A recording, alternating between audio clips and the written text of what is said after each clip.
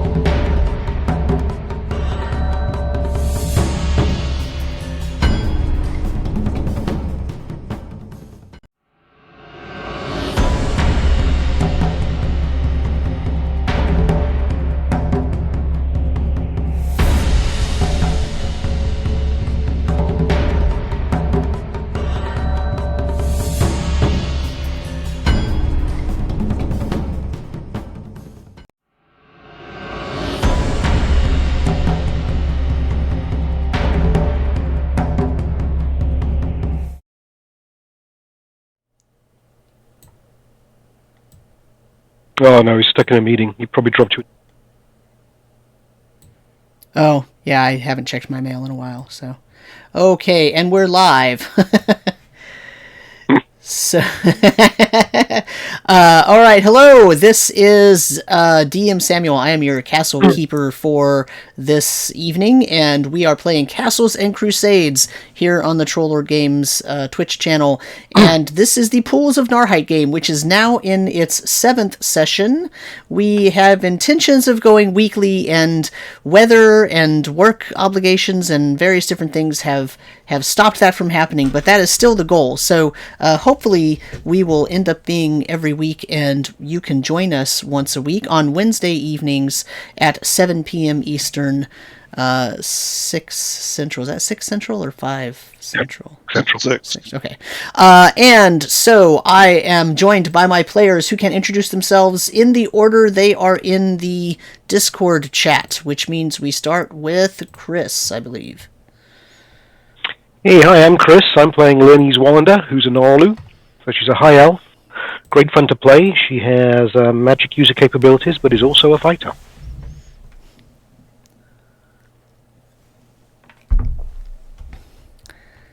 Who's next? Nobody has their Discord open. Great, babe. How's it going, everybody? My name is Matt.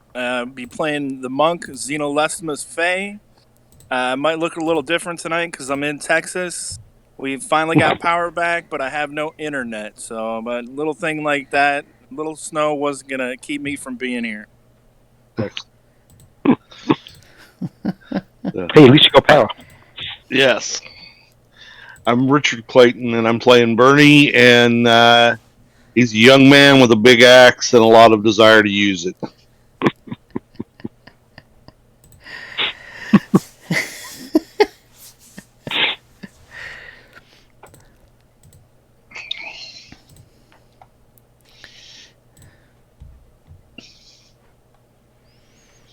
Rekmit? Hi, I'm Robert, playing Rekmit Sourbeard, a Dwarven Runemark. Yeah. I can't help it. I've been spent the last week going through all kinds of properties in Knoxville, Tennessee.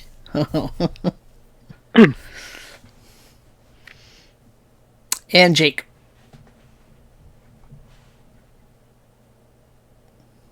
Jake is muted. Yes. You gotta turn off the mute button, timer. Whippersnapper.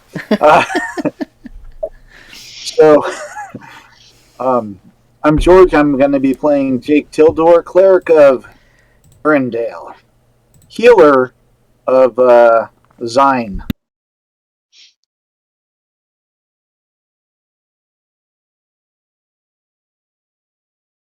So here is the issue. The issue that you all are having right now is that Matt usually does the recap. And because of the various events, Matt doesn't have his notes. So that means someone else has to volunteer to do the recap.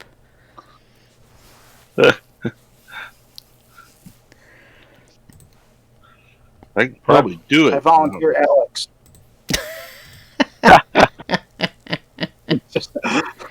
We should let Richard take a crack at it since he's right up there next to me. Yeah, let's go.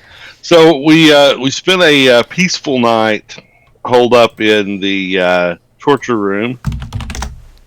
Came back in the entry room, and we're trying to figure out a way out of there. Working on the door, and that wasn't working. And then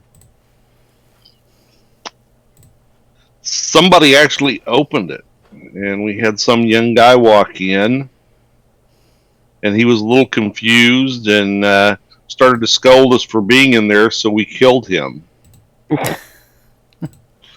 And then after that, we went into the next room. We looked into the next room and we saw what appeared to be some men in robes, so we kind of felt like they were clerics, looked like they were starting to do something that probably wouldn't be good for us. So we rushed in there to try and kill them. I think Rekmit and I ran to the front of the room where the oldest of the guy, where three of the guys were. There were another one or two in the back, and somebody put one of them to sleep. Then Rekmit and I got put to sleep, and somehow the rest of the guys beat the other ones, and we wound up throwing a lot of bodies into that big pit in the middle of the room. We heard a lot of rustling down there, and we decided there might be like centipedes coming out of there, so we beat a hasty retreat out of that room and closed the door, used a bunch of our pythons to securely fasten the doors, put everything we could carry over and put it in front of it, pulled one of the statues down in front of the door, and it must have worked because no centipedes got through that door to us. We went into the other room, we had already located a secret door behind the cage in that room, moved the cage, opened the secret door, found a tunnel or a hallway. We went down it in quite a ways, and it circled back towards the other room. But it wasn't, whoever was in the lead, I think maybe Rekmit, being a dwarf, was able to tell, hey, this is not quite all the way to the other room. So we went ahead and opened the door we found there at the end of the hallway and found a little chapel off of this room, and went in and kind of nosed around. Wasn't much in there. Found a cup, and then we left that room and went back to the torture room and decided our next option was to go up. And so we have ascended. We opened the trap door. There was a tunnel going up with a ladder on it. And so Zion went, and I went, and others have followed. And now we're at the top of it. Zion's out, says there's some kind of woman floating around out there. And I'm stuck in this box full of bones, and I'd like to get out.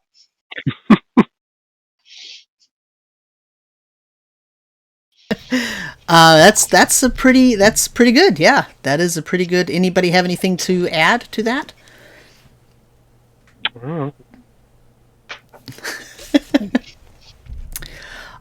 So the woman was humanoid shaped, had long flowing hair that seemed to be flowing back as if there was a wind, even though there's really not a breeze in there. She had her arms stretched out, and she just seemed to be sort of hovering behind the altar when Zeno popped out of there. So, Zeno, I'm going to give you a chance to act before you have to make a charisma save. All right. Do I recognize anything that might be familiar that tells me what this woman might be? That is a good question. Let's see. You're from the southern areas, right? Where did you grow up? In the mountains or in the forest? I grew up in the mountains. Okay. You probably don't really recognize her, other than because you all have had Blip with you. You might sort of see some common fairy features, although this is definitely not a nice Blip-style fairy. This looks more like a dangerous, dark, evil, vampiric fairy. So I'm definitely getting a hostile vibe from this lady. I mean, actually, no. There is an odor in the air that smells actually very much like your favorite meal. It's very enticing. And she has seen me? She has seen you now, yes. But this is like an old church, and she's like at the front of the church, right? Right. All right. I'm hoping everybody's coming up the shaft. I know I got... I'm right behind you. Burnie's right behind me. I am going to...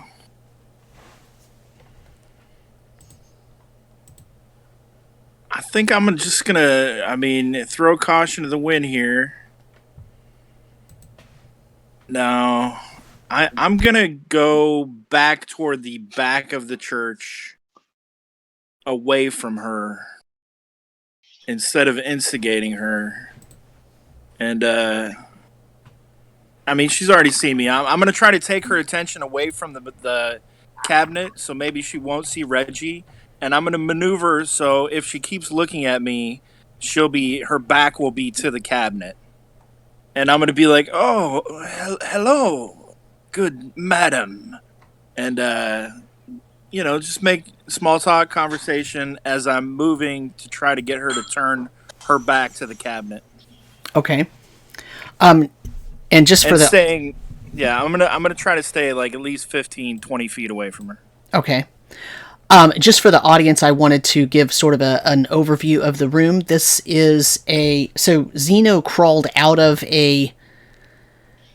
basically a cabinet under an altar, and next to the altar on the ground are two sort of candelabras with green candles lit on them. And then against the left and right wall, there's a table on each side with a bunch of green candles. And to the north, there is three little steps down, kind of in a half oval shape, and they lead down into an area where there are sets of pews on either side of a wide aisle. And there's a thick black curtain behind the altar, and so the person who's floating is kind of in between the altar and the black curtain, and Zeno is kind of off to the right of all of this and trying to move around to get this individual's attention. Okay, so Zeno, why don't you go ahead and give me, please, a charisma saving throw. I figure she hasn't attacked yet. I'm getting little weird vibes, but she might be friendly. Let's see, probably Iron Body won't be relevant for this if it's any kind of charm. Correct. That's going to be a 13 on the dice with no modifier and not prime. Okay. So you're moving around, and as you move around and you're sort of looking at this person, and you're trying to distract her. Your plan is working. She's turning with you, and she hasn't moved her arms, but her body is sort of turning. She's kind of floating or hovering, and she's looking at you. And you smell the greatest. It's like when you entered the room, you smelled Mama's home cooking. It's like the best, like, meal. And for you, that's saying something, because, you didn't have a lot of family, right, growing up. So the best meal you've ever had, this smells as good as that. And it's comforting, and she's looking at you almost like she's willing you to smell this odor. It's actually quite disarming, and you feel a little bit like you have no reason to be attacking her. I mean, seems like she doesn't have any ill intent towards you anymore. This is natural, right? I mean, it just feels good to be around her, and the smell is just overwhelming your senses, and you just feel really good. But you're kind of hungry now, but you feel really good. That sounds good. I'm gonna take a deep breath in and enjoy the scent of baked hot pies and grilled venison, and I'm gonna be really calm. I feel great. Excellent. And so what is everybody else doing? Well, I'm coming out of that box. So when you come out, are you sneaking, or you're just hopping out as fast as you can? I'm hopping out as fast as I can. Okay. When you hop out of there, you're sort of almost behind this person, this woman that's kind of floating, although all she's really done is pivot. She hasn't really moved, so you're really more beside her. So you're now in between her and the shrine, the altar. And you see Zeno sort of over it to the right side of the room, sort of right in front of you almost. And you see her flowing robes. And if you look up, you can see her, and she's got her arms outstretched. She's not really making any kind of moves. But what would you like to do? Okay. I'm going to kind of step back away from her. I'm going to start getting my axe loose so I can get it out. Are you going to attack her? You're basically going to get one action before you have to make a save. No, I won't. Okay. You backing away to the other side, or are you going to go to the same side as Zeno is on? I'm going to go where she's beside me. I'm going to move away from her. So if that puts me away from him, that's fine. Okay, it does. Go ahead and make me a charisma check, please. Charisma save. Okay.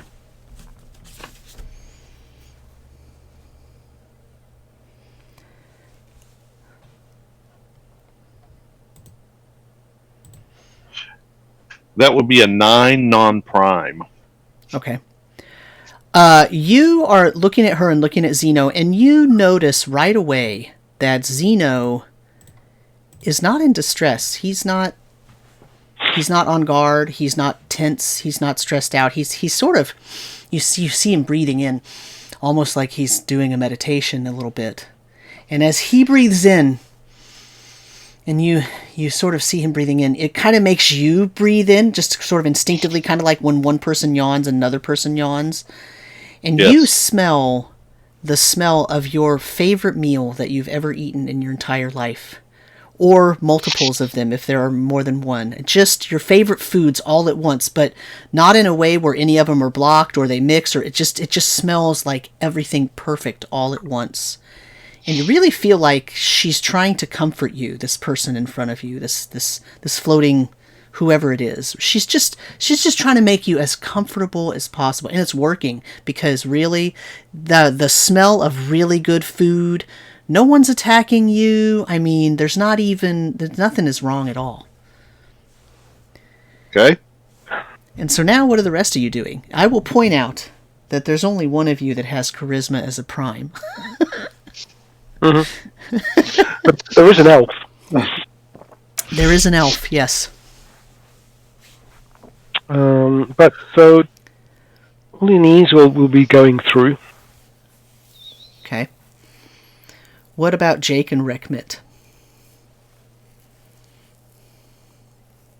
I'm not sure where I am in the order, but I'll be getting onto this thing as well shortly. Okay. Rekmit never even went up the tunnel or up the ladder. Right, but are you going to start climbing, or are you going to stay down? I guess I'll look and Jake, how far up are you already? Did you just go I on? think I was up at the top already. Yeah. I turned around because I was in whatever that thing was. I'm like, where'd everybody go? I don't even know they went up there, or that they're all going up there and decided to just head out after Zeno and Burnie headed up there to go scout it out. Oh, that's right. You were busy investigating the walls, right, or the writing. Mm-hmm. Oh yeah, I was making little drawings. That's right. So yeah, I will. Basically, the next round, I'll decide I'll head up there. So this round, I'll just turn around and be like, "Where did everybody go?" Okay. I guess all that's here is the prisoner in the cage with all the bones laying around. Yeah, I mean, Burt's down there, right? Yeah, me and Burt. Yeah. Okay, so Leanise, are you in front of Jake, or is it vice versa? I don't know. Don't know if we decided. I'll go in front. I think one of you started climbing up last session, but I just can't remember who was in front. I can't remember who's in front either, but I think it must have been you, because you had Blip go up. yeah, that's right. We still have Blip. Mm-hmm. It might save us all. Right, so I'll go up. I'll poke my head through and see. Okay. You poke your head through, and you see that the room is bathed in green light. Like the candles are green. There's kind of a green tint on everything, and you see the flowing robes of this person kind of hovering. As you look out of the cabinet door, and you see this person, you see black curtains behind her, and you see her hovering a couple feet off the ground, and her feet are just sort of hanging. And you see her arms outstretched, and she's kind of pivoting. She kind of floats to the left a little bit, kind of turning to the left, and then she floats back. And you could see that she looked at Burnie, and then she looked over at Zeno, and then she kind of went back to Burnie. And then as she's sweeping back to Zeno, she notices you, and she looks down. And you see that she sees you. She does not make a move. All right. What do I notice about Burnie and Zeno? They look really relaxed and disarmed. They're just kind of standing there, breathing really deeply and slowly, and they're not really responding. Okay, so that would be a trigger. Yeah, you would notice that they're not. I mean, theoretically, if this was a dangerous situation, when you popped your head out, if they knew you were coming out, they'd say, "Come on, man, get out here. We need, get over here. Don't, watch out," or whatever. They said nothing to you. Mm-hmm. Might say we look a little bit high. Yeah, they look a little bit high. Okay.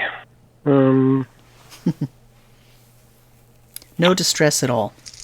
Leanise will come out and talk to this figure and say, "Who are you?"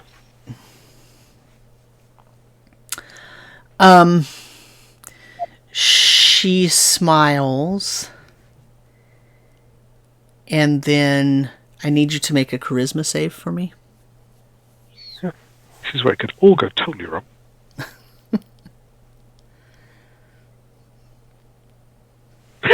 Indeed it can. Rolled a 1. Okay.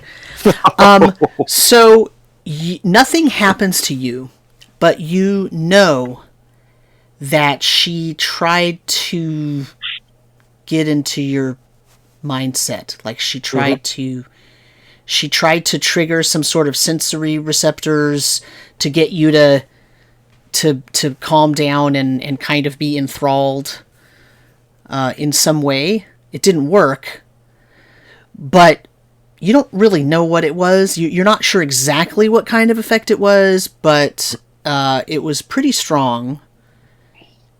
And you know that she's not as benevolent as it seems, at least as Zeno and Burnie might try to tell you.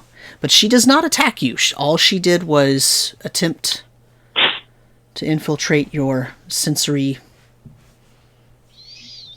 systems, and then backed off. It obviously didn't work, so she backed off, not physically but mentally. But also, you didn't get any sense of anything about her, other than that she has some sort of power. Yeah, if I can do anything, I'll shout down and say, "Beware of her; she'll try and control you." So, Jake, you hear that? Rekmit probably also hears. No one can control Jake Tilldor. I come out and I see this woman floating in the air, kind of ethereal. Mm-hmm. Is she ethereal or not? No, she is. She appears to be flesh and blood. Like, she is not incorporeal or ethereal. She is kind of. There is some effect because her hair is kind of blowing in the soft breeze, and yet there's really no breeze, right? So there is something going on.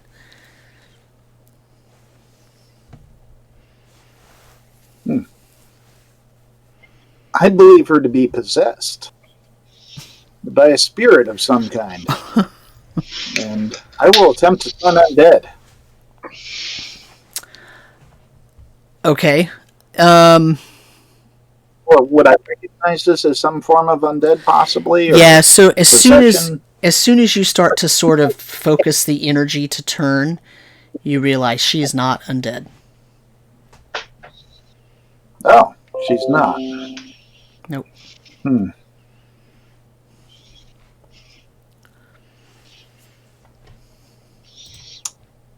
Interesting. That changes my decision making. And there's candles, right? There are lit candles in this room? There's a bunch of lit candles. So there's 2 smaller candelabras with 3 candles each. One's on the right and one's on the left of the altar on the ground. And then there are 2 sort of almost square tables on to the left and the right side of the room. And those are just full with candles burning green flames. I'm going to mention that I don't like the candles. And I will get the closest one set of candles that I can. Okay. And knock them over. Okay. So you knock the candelabra on the right side over. Rekmit, what are you doing? I'm going to figure out what the climb speed is. How fast can I climb? It depends on if you're trying to hurry or not. I'll probably hurry in the seeing as I see no one up there ahead of me. The climb isn't difficult because there are rungs and ropes. So you can climb almost your walking speed at this point. Is that if I just use the whole action, everything to move? Yeah, if you use your whole... So let's see, you're probably... Let's see. So a run would be 4 times your movement, but this thing is 200 feet up. Yeah. So you're almost not making it. But, it depends on... That's why I say it depends on how much you're rushing. Because if you actually are rushing, you could probably hustle it up there pretty good. I feel like when you realized people are crawling out up above, you probably would have started to climb up, right? Yeah. Yes. So it's reasonable to say that you could probably make it up there and crawl out by the end of this round. And if you wanted to say something or do something to her, but also... I think it would be more fair that I can get up there, but I won't be able to do anything this round. Well, it depends on if you want to crawl out of the thing or not, or if you're just getting to the top. 200 feet. There's no way I could have gotten that fast. Okay. Jake, I need a charisma saving throw from you, please. All right.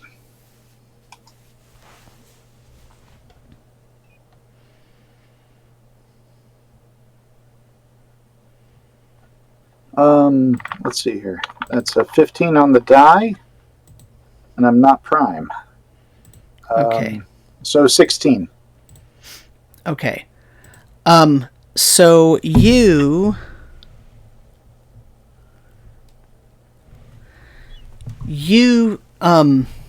smell the best smelling food you have ever smelled in your life.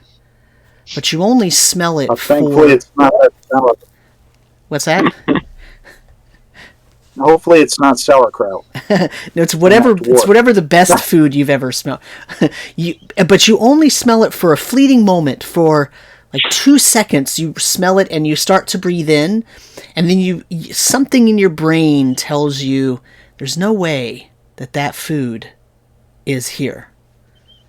That can't be real. So you sort of fight it off. And it's at that point when you look over and you realize that Zeno and Burnie are they're almost drooling. They're just kind of looking up at her like they've got kind of stars in their eyes. And so there's obviously something wrong with them. And now we might need to roll initiative because we now need to start tracking who's doing what at this point. So because since her attempt did not work on either of the two of you.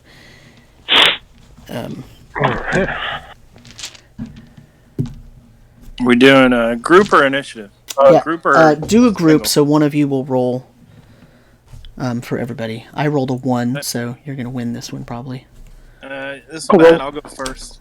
I rolled a 2. Okay, so Zeno is going to approach the woman with love and tenderness in his face. This is like the most peaceful and tranquil you've ever seen Zeno look. Usually his face is all crunched up in thought. But yeah, it's like he's totally in one of his monk trances, and he's smelling and salivating, breathing in deeply. He's pretty sure this woman is hiding meatballs somewhere on her robes. And so he's going to try to get closer and see if she'll share her food with him. Okay.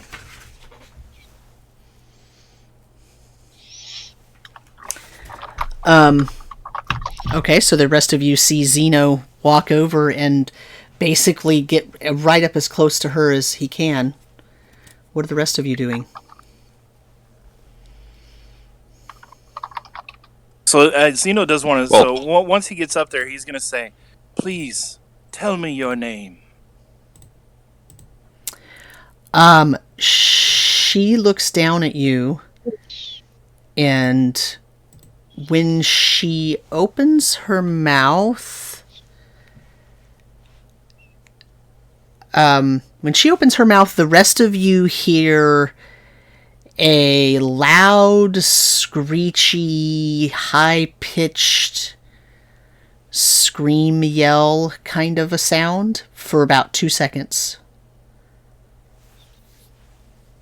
And Zeno, when she opens her mouth, you hear the sound of wind blowing through the trees on a tranquil summer's afternoon, and the sound of a gentle waterfall, a gentle brook flowing across some rocks.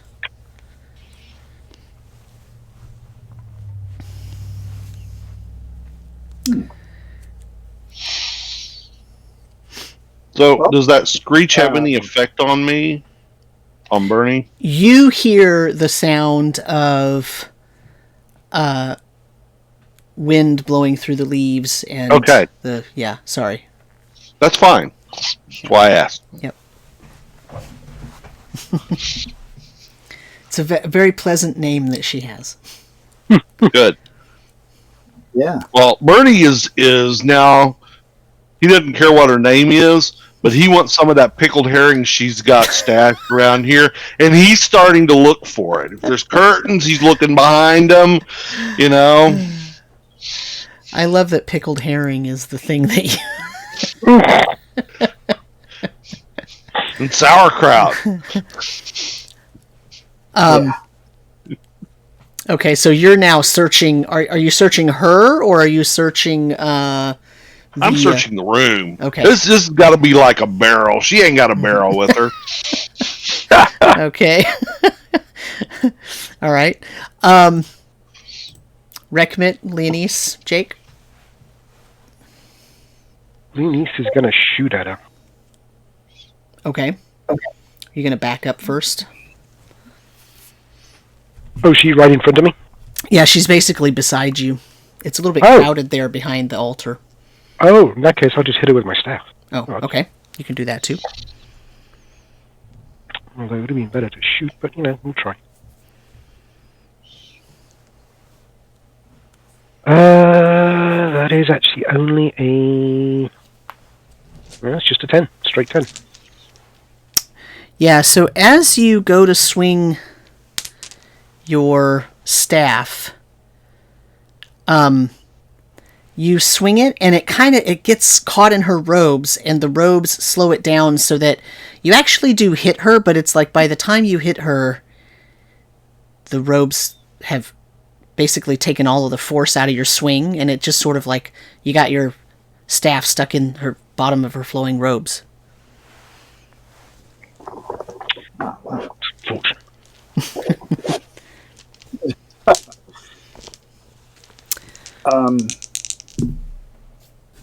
I think Jake is going to run over to Burnie and push him into the wall, kind of from behind. And I'm like, Burnie, snap out of it, and push him, so he hits his head or his side against the wall. Hopefully, he's not expecting it. So Burnie, when Jake comes up to you, as far as your perception, it seems like he's trying to show you where the herring is. It must be over here excellent. On the ground by this table where the candles are. So you should bend down and look down over there. And I do. Thanks, dude. You can have some because I think there's a lot of it. Do I get to do any pushing into a wall or? If you would like to do that, you can do that. Yeah. Roll me an attack roll. Just an improvised attack. And Burnie is going to get a strength save to try to not actually hit the wall. I rolled a 7 on that. Okay, so he's not trying very hard, but there's still a chance you could hit the wall. So roll a strength save. That's a 20. Nat 20 plus 3, and it's a prime. No. So Jake kind of bumps into you, but you just kind of put your arm out to steady yourself. It's not even, It's all right, man. Yeah. We'll find the herring. Rekmit? I guess I'm going to pop my head up and look at what's going on and say, probably notice that Burnie and Zeno are once again saving. And obviously, I'm the only one who can because we just saw, So here's what you see. You if you look around and try to get as big a view as possible, you see that Zeno is standing kind of away from the exit where you're exiting the altar cabinet. He's kind of standing over to your left because now you're facing this flowing robe figure, okay? And Leanise is standing right next to where you're poking your head out. You could see Jake and Burnie kind of off by the far wall. They look like they're looking for something. Okay, and actually Zeno is actually right next to the woman now too, because he's kind of looking up at her, and it looks like he was trying to say something. But yeah, it's a little bit weird. Okay, so I would have heard a screech. Yeah, so you heard a screech, but also you need to make a charisma save.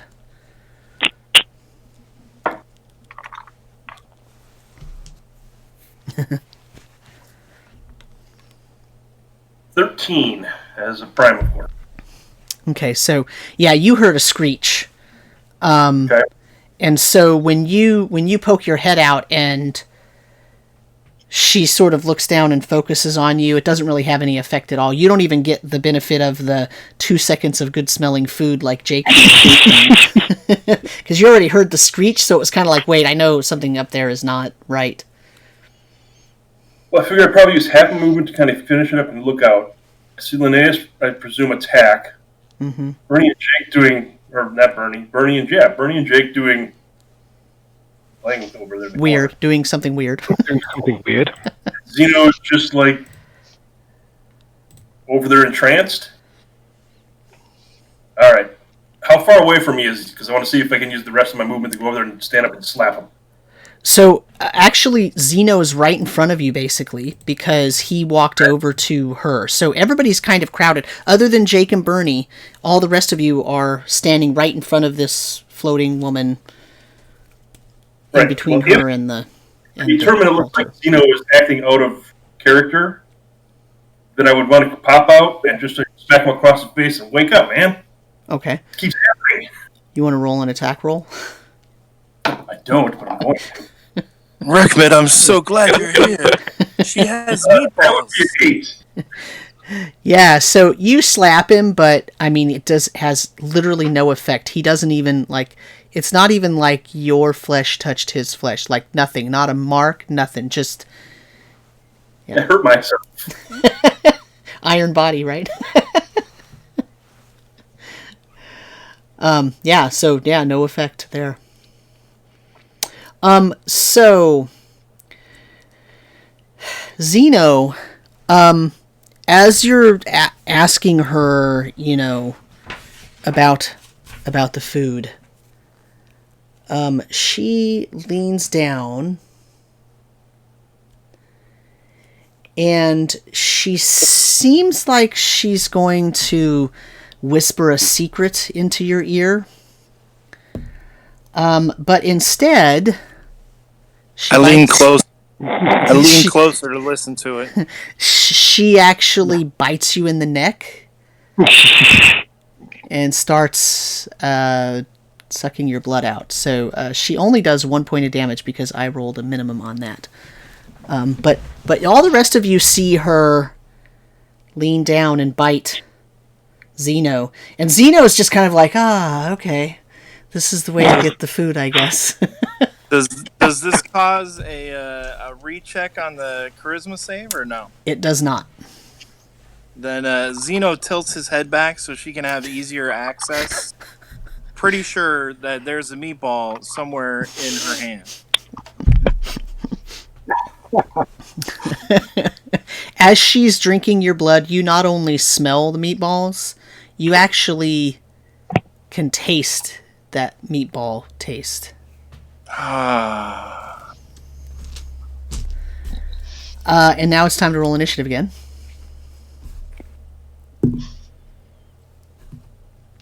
Same person or different person? It's up to you all. I rolled a 6. So whoever you feel can do better than a 6. I'll try. Probably can't, but I'll try. Up 3. Yeah.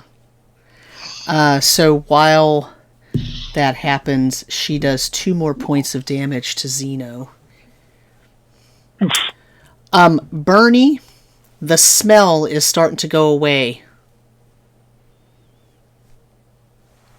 Okay. It's almost like, wait, something happened. Somebody took it away, and it's not quite as pleasant now because you don't smell that food as much. Okay. Am I still like? You do not think that she's an enemy, but you're otherwise not preoccupied with trying to find the herring now because it's gone. Like, oh, somebody took the plate away already. Now you've almost kind of snapped out of it, but you're not really sure what's going on. Okay. Okay. So I'm gonna get up, and I was starting to get my axe out when I got charmed. So if I haven't gotten it out, I'll get it out and be like, "Man, where's the door? They ran off with the herring."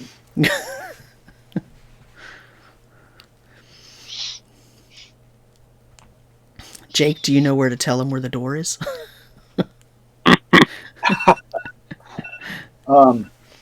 No, but I will say, "Get the witch! She tricked you!" And I will draw my blade and run to attack her. Okay. Roll me an attack roll.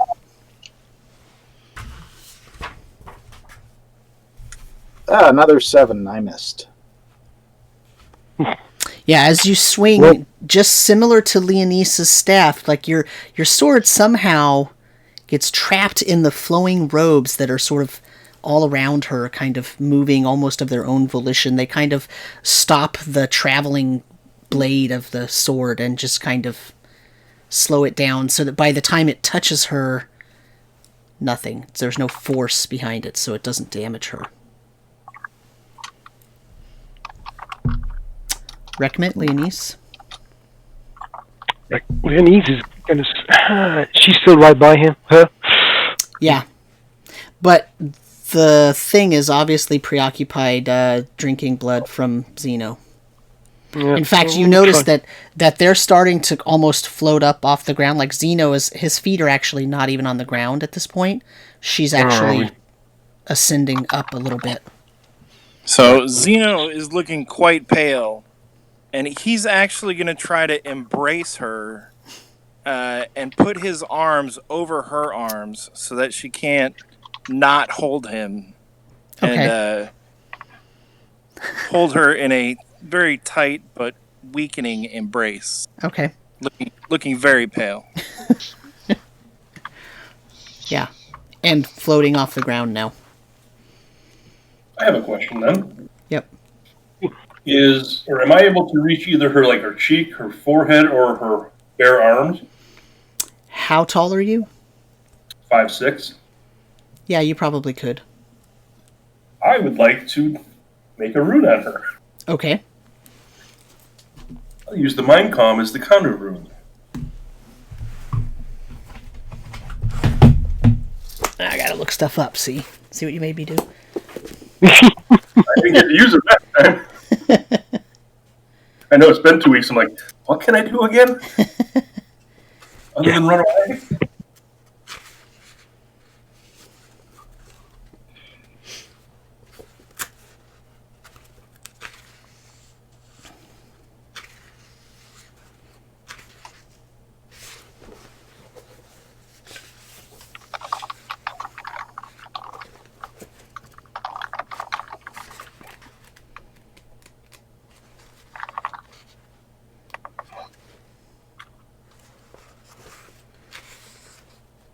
Oh, I'm in the wrong section, that's why. Ha.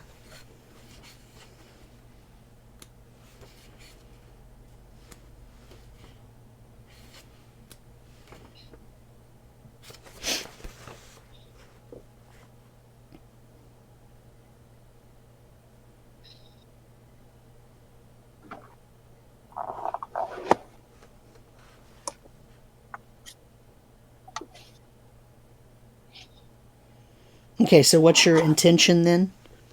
You're going to draw it on her? I wish to cause damage to her. So I'll go, I've had enough of this.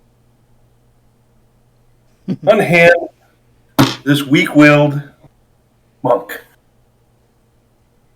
Try to do that 2d6 damage that it does.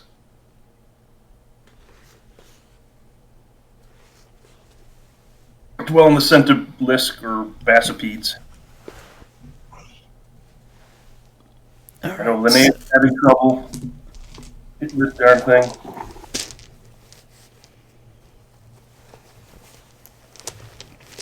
Yeah, seems like everybody's rolling low tonight, so... Alright, so here's her save. No, she does not make her save.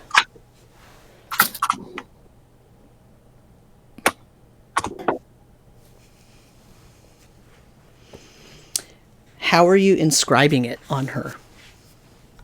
With my finger. Okay. That's all I get so far. I just reach out and touch her and put the rune right on whether it's her hand or... It would be awesome if I could do it on her face, but I probably can only reach her hand. Okay. Roll me 2d6. Well, I rolled really well on 11. Okay. As you all see Rekmit sort of step forward and start making some weird symbology with his hand on this thing's cheek as it's physically floating up and it's holding on to Zeno, and Rekmit sort of reaches and makes the symbol. And as he's making the symbol almost starts to kind of make her skin sizzle.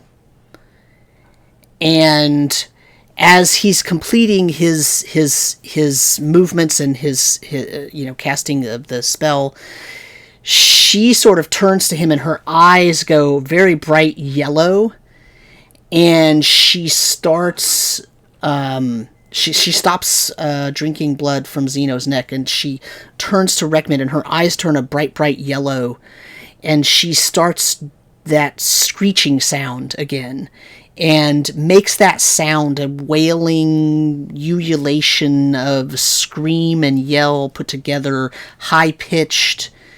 And as she's screaming, she's getting less and less corporeal, so she's kind of turning almost transparent. And then at the very end, you see that she sort of bursts into a mist of fine yellow particles, and then she's gone, and Zeno falls to the ground.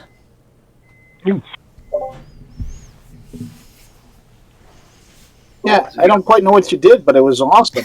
Yeah, save Zeno and Burnie. You know, the mighty fighter that I am. Zeno, What? at least this time you were awake.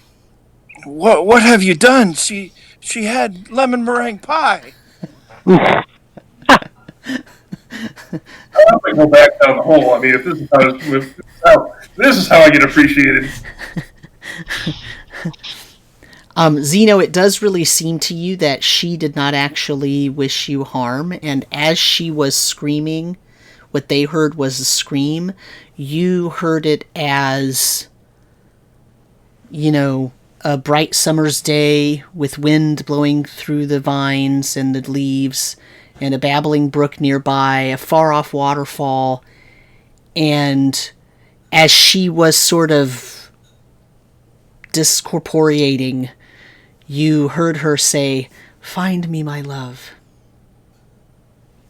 Yes, I will find you. Oh. No matter what lengths I must go to, I will find you again. He's mumbling this under his breath so no one can hear. May I ask what I heard? You heard the screeching. Okay, very good. Glad to hear that. Yeah, you heard the horrific, worse than the sound of a modem trying to get online in 1995, okay? Just that bad. Seeing as Rekmit is standing right above Zeno when he falls, do I hear him mumbling any of this? Probably, yeah. I'm pretty Okay. sure you probably do, yeah. Okay. I'll just give him a strange look. Nudge him in the side and say, Zeno, come on, get up. Second time I had to get you off the ground. What am I coming? If I'm coming back to my senses, I'll be like, what happened? I feel so hungry. Yeah, you're pretty much back to your senses. There's, in fact, the last thing you remember is crawling out of the, out of the cabinet, the cabinet altar, and looking up, and then just like being really hungry. That's what you remember in terms of events. So it's almost as if to you were there, standing there at one point and having just the greatest sensory experience of your life. And then all of a sudden, all of them popped into existence and she's gone. It doesn't make any sense. Zeno is pretty weak. He's gonna drop down to one knee, looking pretty pale. Yeah, he suffered damage the last time too, right? I mean, he's not doing so hot. Yeah. Yeah. I walk over and I take a knee next to him and I say, "You'll be fine. Get back up." Seems somehow I sustained a cut to my neck rolling out of the cabinet. Did that Faye actually have like fangs out of her mouth that we could see when she bit him, or did we not see that? I don't know that you saw the fangs, but there are definitely 2 puncture marks, so you can imagine that there was some kind of weird. Zeno kind of grab his lips, lift them up, start looking in there, and take his teeth. You say you're hungry. What are you hungry for? I'm going to attempt to. Well, he said that he was wounded in his neck, and I'll take a look at it. If I see the holes, I'll take some soap out of my pack and some water and try to wash it off. And then I will put a bandage on quickly. Okay. Yeah, it's really obvious because there's actually blood starting to pool and drip down. Okay. And bandages do what, 1d2? Yeah, so bandages are going to do, by the book in the Adventurer's Backpack, which is, if you heal a wound within 4 rounds, you get 1d2 points of damage back. Okay. So you make a primary attribute check with,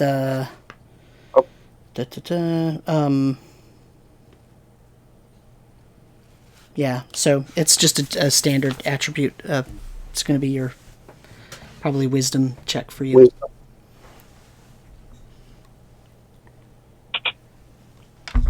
Look at Zeno. There's the natural 20. Oh, excellent. So I heal you for 1 point of damage by putting this bandage on. And the soap should keep any disease out or give you a better saving throw. Thank you, my friend. That roll actually gets you both hit points back.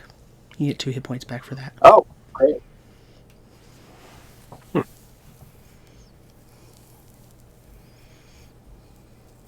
Still weakened, but a little bit of life returning to Zeno's skin.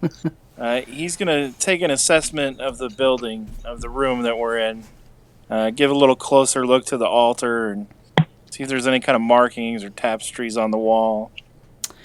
So this is obviously a cathedral, and it's a very kind of almost, I don't want to say nondescript, but it is, it's a long rectangular building. It has the sort of the pulpit area that you all are on is, 10 or 15 feet wide and 30 feet long or so. And there's a sort of a cast iron gate or a fence that is separating because it's about 3 steps up. This whole area is 3 steps up from down below where all of the pews are, and there's 10 pairs of pews. And in that area where the pews are, there are floor-to-ceiling windows that are almost like stained glass, except they are the actual image in them is the 4-leaf clover symbol of Narrheit, the 2 infinity symbols with 1 turned on the edge. And you see that if you look up at the ceiling in that area, also the dome of the roof of the cathedral area is actually it's open to the air. Actually, it has frames as if they were going to put stained glass, but it's just open to the air. There is a door on the far end after you step down and you move through the pew area. There's a door on the far end. in the back wall, back behind where the creature was, there's a thick, heavy black curtain that is hanging all along the wall, along the entire length of the back of the wall. And there are the two tables with the candles. Now, in the area where the pews are, there is an enormous wooden chandelier. It's like one of those wagon wheel chandeliers, so it's round with spokes, and it's being held from the center, and there's candles all around it, although those are not lit because it is daylight outside. But these green candles that are around, Mm-hmm. assuming they're still lit, right? All the ones that are lit have a slightly green flame, but Jake, I think it was Jake, did knock over some. Was it Jake, or was it Rekmit? Yeah. Okay, but the rest didn't go out when she disappeared. Correct.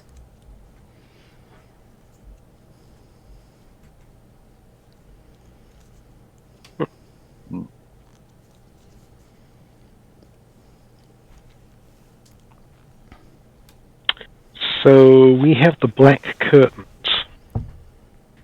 So remind me, we came up through the altar and the black curtains relative to us are where? Yeah, so actually let me just sketch you something quick on Owlbear Rodeo. That way you can... probably should have done this before, but it didn't seem to matter as much. So... This is... So...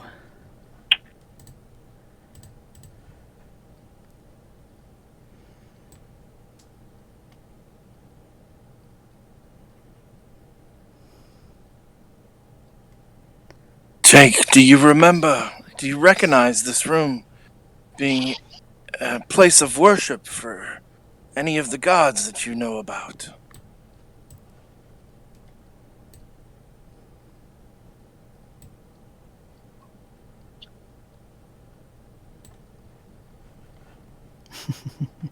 You're on mute, Jake.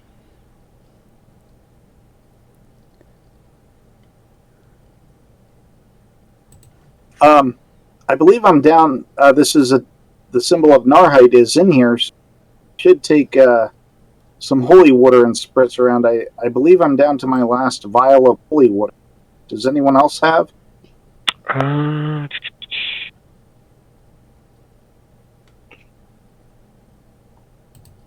I do have a vial of holy water. Leanise is like, have one if you need it. I also have one, if you need it. All right. I'll take Leanise's and pour on the altar. Okay.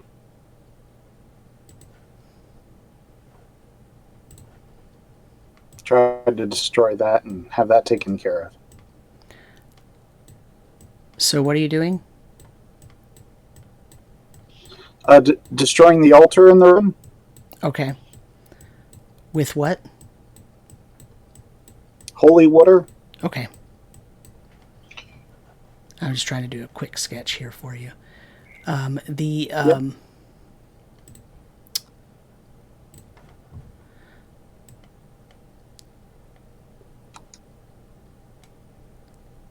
It's hard to draw with a mouse. Yeah.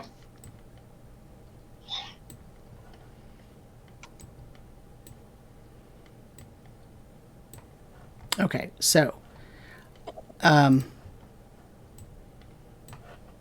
actually, one last thing to add here.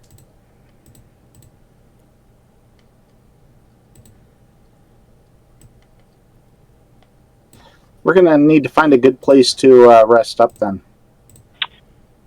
Yeah, I'm not sure a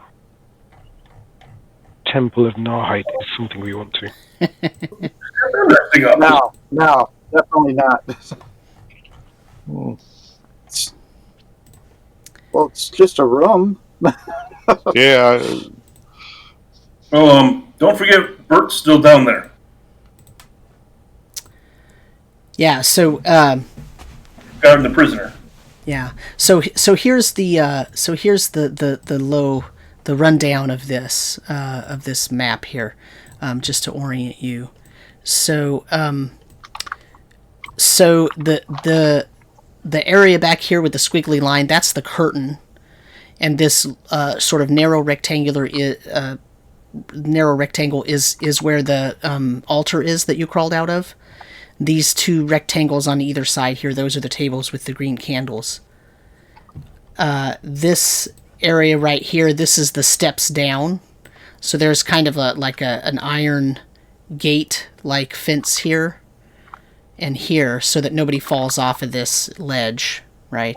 Because this is kind of a ledge right here and right here. And then these are pews. They would be better. I was just real quickly putting lines there so you can see that there were pews there. And this blue line back here, that's the double doors out. Got it. Okay. And then the whole thing is open, to the ceiling. So. Yep. So Let's Leanise go out will to see where we're at. Yeah, And then we'll know Leanise whether does just we're- want to check the curtain, though. See if there's anything behind the curtain. Yeah, so behind the curtain is, it looks like there's a bunch of writing on the wall. Rekmit.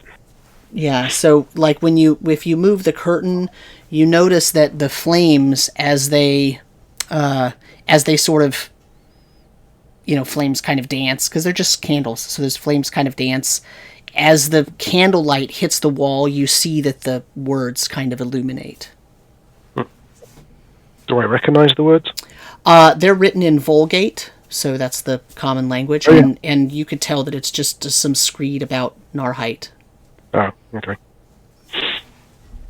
Interesting, it's behind a curtain.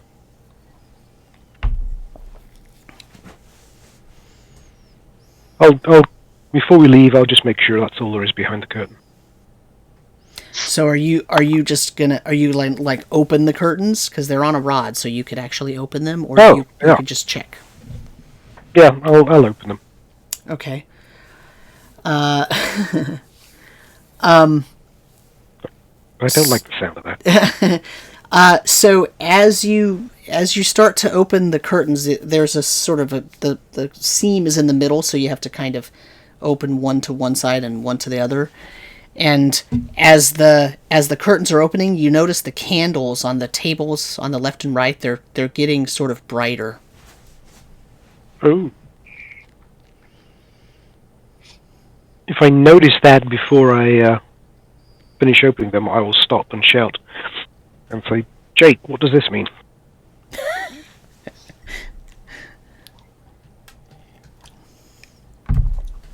Why are the candles getting brighter? Take a look at it. What's on the wall again? It's writing in Vulgate that apparently just is praising Narrheit and talking about the exploits of Narrheit and the tricks that he played on Aihrde, and his relationship with Imbricius, and how he allied himself with Aristobulus. There's a lot of stuff in there, but it's all stuff that you recognize as like historical, like just talking about stuff. Hey, but Jake, look. And I'll pull back the curtains and point to the candles. The flames get bigger when I pull it back. Close them then. Even closer. That's pure wisdom of a cleric right there. You didn't know that Durendale is Occam's razor.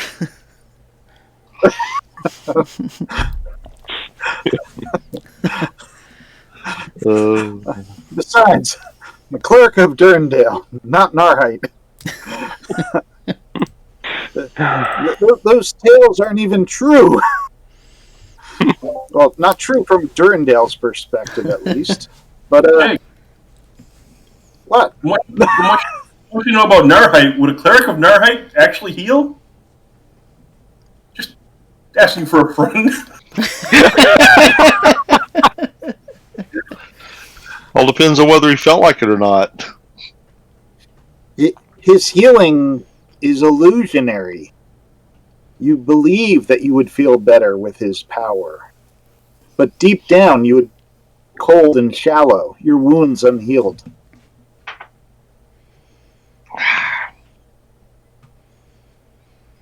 So, the blinds stay closed. Let's destroy the candles. Throw them down that hole. I want to bring Burnie up before we start throwing stuff down the hole. He can fend for himself. I don't think that's what Durendale stands for. I know. I believe that I might do. You were staying way too close. It's time for a little distance. I mean, it's perfectly reasonable for Burt to have climbed up to be with the rest of you, if you want to say that that happened. Alex may be joining us if his work obligations get finished. I told him he could feel free to hop in whenever he could get to it. So no promises or anything on there, but just saying. So if you want to say that he climbed up there, that's fine too. Yeah, I would say after the battle, I'm going to call down and have Burt come on out. Okay. And then I would think so. And throw candles down. Are we going to bring our captive up that's locked in the cage? No. I mean, what benefit is he to us? Oh, no, I mean, I just didn't know if Jake was okay with leaving him locked up.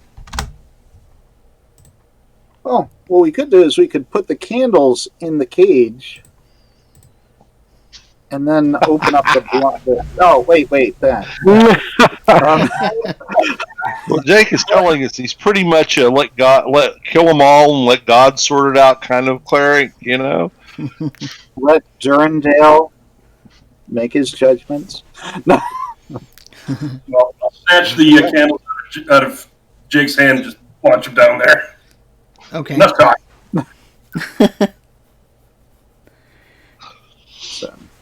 So you're going to throw let's get rid of the candle.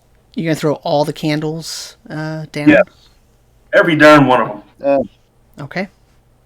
And I'll make sure that Rekmit does not take any with him to the best of my ability. If there's any basin for blood being dripped into, that goes first.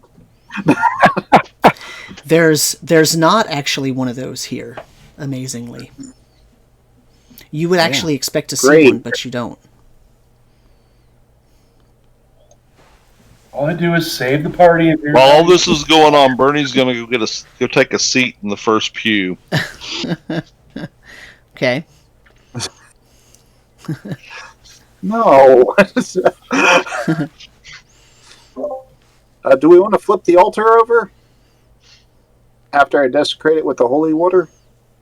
Sure, if you can. I wouldn't wait. There's been a lot of funky things with altars, right? Yeah. I think that's part of our standard operating procedures. Written by Durendale. I'll work on it.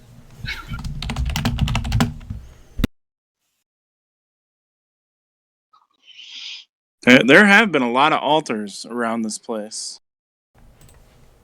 Yeah, we're in. A is for altar. Narheit, so I mean, we should. You have blessed it, but we should destroy it anyway, as best we can. Yeah. I've lived here my whole life, and I never even knew about Narheit and all this weird stuff that's going on. You guys show the whole island goes all to Narheit. Well, if Jake dies, Jake is coming back as a cleric of Narheit.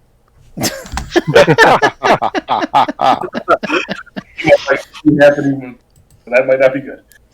That might fundamentally change the course of the game, so... I'd be winning, though. So it doesn't look like there's anything else. I mean, this entire little cathedral chapel thing, there's nothing under those tables. Now that you've thrown all the candles down down the hatch, and you've desecrated the altar itself. You've cleansed it with holy water. There's really, other than the stained glass, which has the symbol of Narrheit on it, there's not really anything else in this cathedral, temple, shrine, whatever you want to call it. It's not really a huge cathedral, but it's, doesn't really look like there's anything else here. Can we open up the doors to the outside to see where it's leading? Sure. I mean, they're you can look up, if you're in the area with pews, you can look up and you can see clear sky. I mean, partly cloudy. And if you were to go out these doors here to the north, you could definitely go outside. I was going to say, well, everyone else was standing around. Rekmit kind of sidled over to the door to look outside. Well, if he's going to try to go outside, I'll go with him. I just want to look. I want to know what they are, because this is kind of weird that there's this temple in it all of a sudden. Yeah, I'm going to go with Rekmit too, because I'm wondering if the green mist transported us somewhere else. I mean, we should look outside and see mushroom fields, right? Theoretically, I suppose. I mean, you traveled down into the ground, and then, you traveled through those caverns, and then you found the sort of underground temple, and then you climbed up this thing. So yeah, theoretically, it should be relatively close to where the enormous mushroom was. Yeah, because we would have traveled essentially within 300 feet of a specific direction. We had the general idea. Well, yeah, because it should still be within the mushroom fields, I think, because I don't think with that one we went down, it didn't look like it was within 300 feet of it being the edge of it. Yep. Yeah. Open the door, what happens? So, I mean, nothing happens. It just opens, and you can see a landscape in front of you.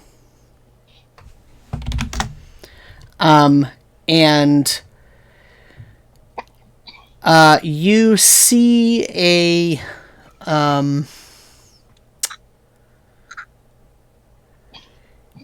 you're on an elevated area. And when you look down, you see a flowing river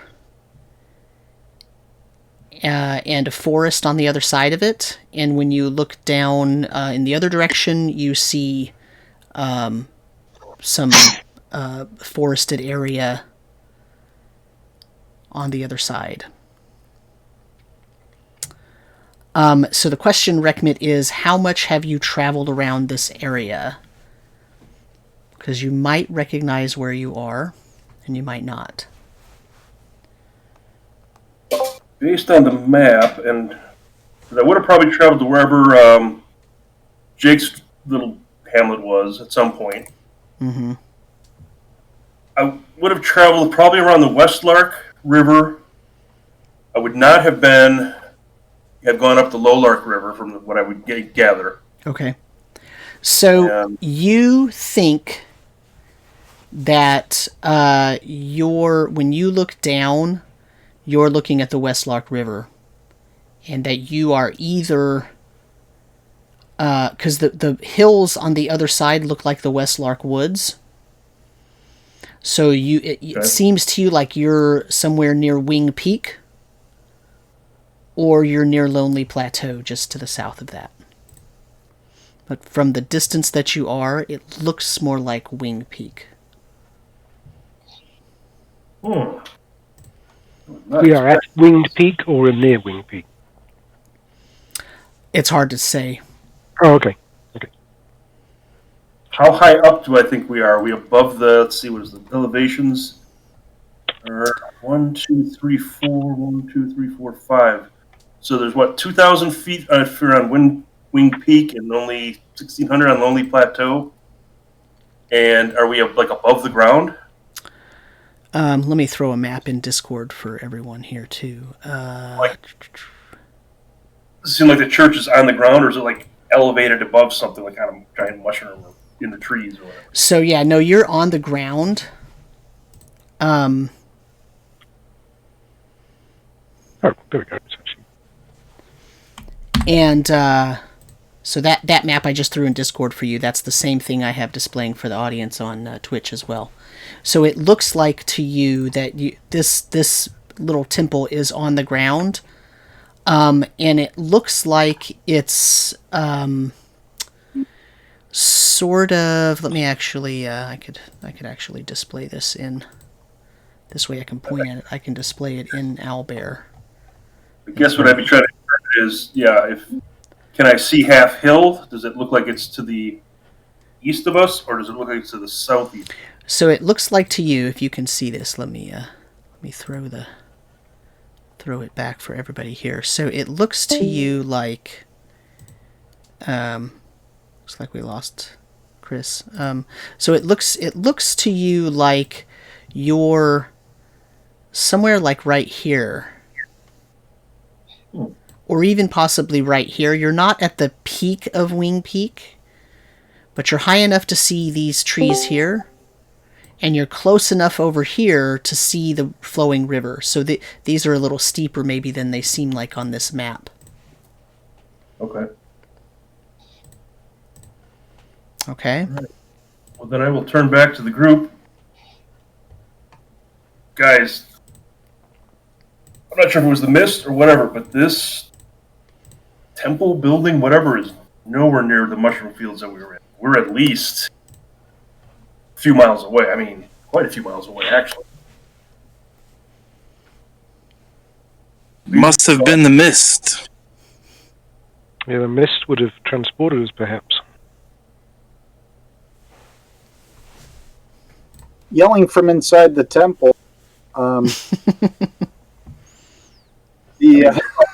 20 miles away from 20 miles away from where we entered that mushroom. 10. Is it the same time of year? Seems like it, yeah.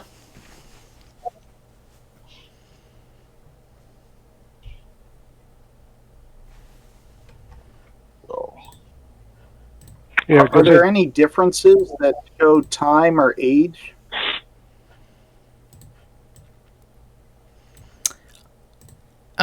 In terms of the outside, or in terms of the people that you're with? What are you? Outside. So, for example, are the trees larger in an area, or? No, I mean, it looks just like, looks and feels just like it did yesterday when you entered the mushroom thing. Okay.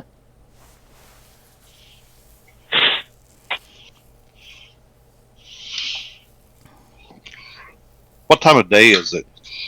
It's early morning. You basically you had walked all day yesterday, and got up and investigated the fungal area that was overgrown, and remember the peat moss that was everywhere, or the sphagnum moss that was everywhere, and finally you avoided those brown furry things, right? And then you finally made it to the mushroom, and then you went into that mushroom and then explored the caverns and the actual underground temple for all day, basically, and then you rested, right? And then now it's the next day, and you've climbed up, and here you are. Was the church made out of wood or stone? The church itself is stone, but all the pews are wooden. The big candelabra in the middle was wooden. The two tables holding candles were wooden. The altar itself was malachite, of course. All the altars of Narrheit that you've seen have been made out of malachite. How weathered were the pews and tables? I mean, they don't look ancient. They don't look brand new. That doesn't narrow. I mean, because you said there's no roof on it, right? It was open. That's right. So I was like thinking, how much, how long have they been sitting out in the weather? Right. So remember, though, I said it has like frames in it, like as if they had windows at some point. Oh, okay. Right, or they were going to put them in, or as if it had them at some point. So In terms of weathering, because of actual exposure to the elements, it really doesn't look like the pews have that much. Okay. Do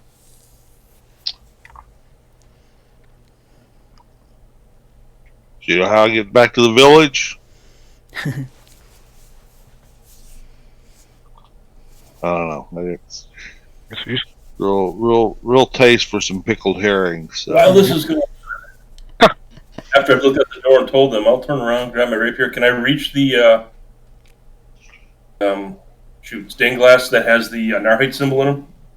So as you all have been looking out, Jake has been slowly and methodically going around and using a shovel to break some of those windows. Excellent. Okay, then I'll just let him take care of it. I learned it from Rekmit.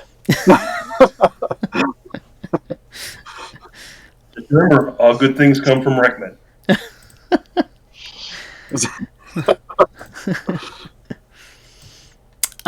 So, what would you like to do? You are now... You have a choice. You can climb back down the shaft and go out the way that you came in, theoretically, or you can leave from where you are. Leanise is like, let's just go down to the river and follow it south. Yeah. No need to go That's the way back back to town. Yeah.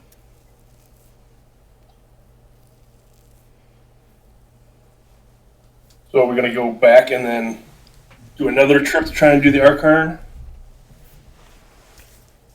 See, what did we... So, Wait, there's actually... We've just moved closer to somewhere, right? We are farther north. We're further north, and... We basically went 10 miles north by northwest, Yeah. in my estimation. Why, you know where some treasure is out here? so what's very odd to me is, wait, do we still have Blip with us? Yeah, because Blips, I'm assuming, is still with us, right? Yeah, Blip's kind of been hanging out in the shaft, actually, until the various candles started getting thrown down the shaft. And then, flew up to sort of see what was going on. Blip, just as a point of information, did not see the creature that you had interacted with. Blip was in the shaft the whole time and never came out. But now Blip is kind of flitting around and, looks and sees the forest there and says, "Oh, woods." Yeah. About a... I think the only thing we had left... It's really weird. Say that again? It's weird because didn't our captive... Wasn't he confused about what we were talking about?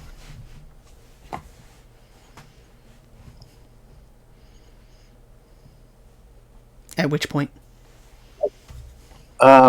With regards to current events. And even Blip. I thought he was confused by some of the things we brought up.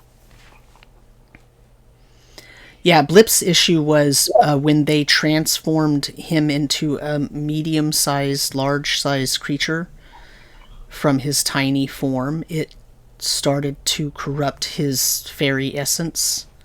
Mm-hmm. And so he doesn't have a lot of... Like, his perceptions were completely screwy at that point. Okay. And his perception of time is very different from yours in the first place. So when you started asking him questions about how long it's been and this and that, he really couldn't answer you very well.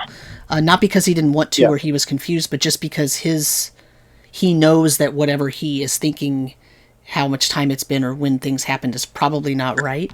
And remember, he referred to the Hollow Forest as the Great Hollow Forest, as if it was a humongous swath of forest. And the Hollow Forest, if you look on the map right here, is just north of Goat Hill, is that little tiny forest area right there. I mean, little tiny, it's several miles across, and long, but it's not a great forest by any means. I mean, the oxwood is bigger. But thought about this Right. while you were all sleeping the other night. To him, at the small size, that forest might still seem great. So we can't necessarily utilize that as a point of him having a tough time. We don't know for certain. Right. Sure. That's a very good point. He is a tiny creature. Another point to have to bring up is we have left that prisoner down there, and he knows what we look like. Not that I'm a bloodthirsty killer, but it is possible Can we go back there to are killing? other followers. Just saying that there are other followers I only kill to save my party members. So If he's far, a jerk, I'll kill him if you want me to.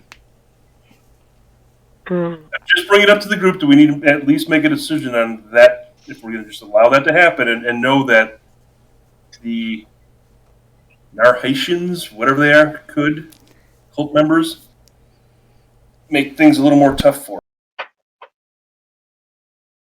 It's something we need. His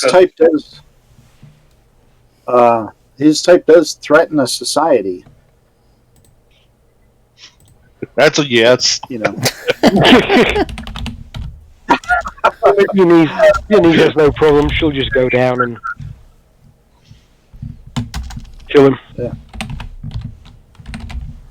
I'll accompany him to, in case issues like they found him or something, so he doesn't walk into a.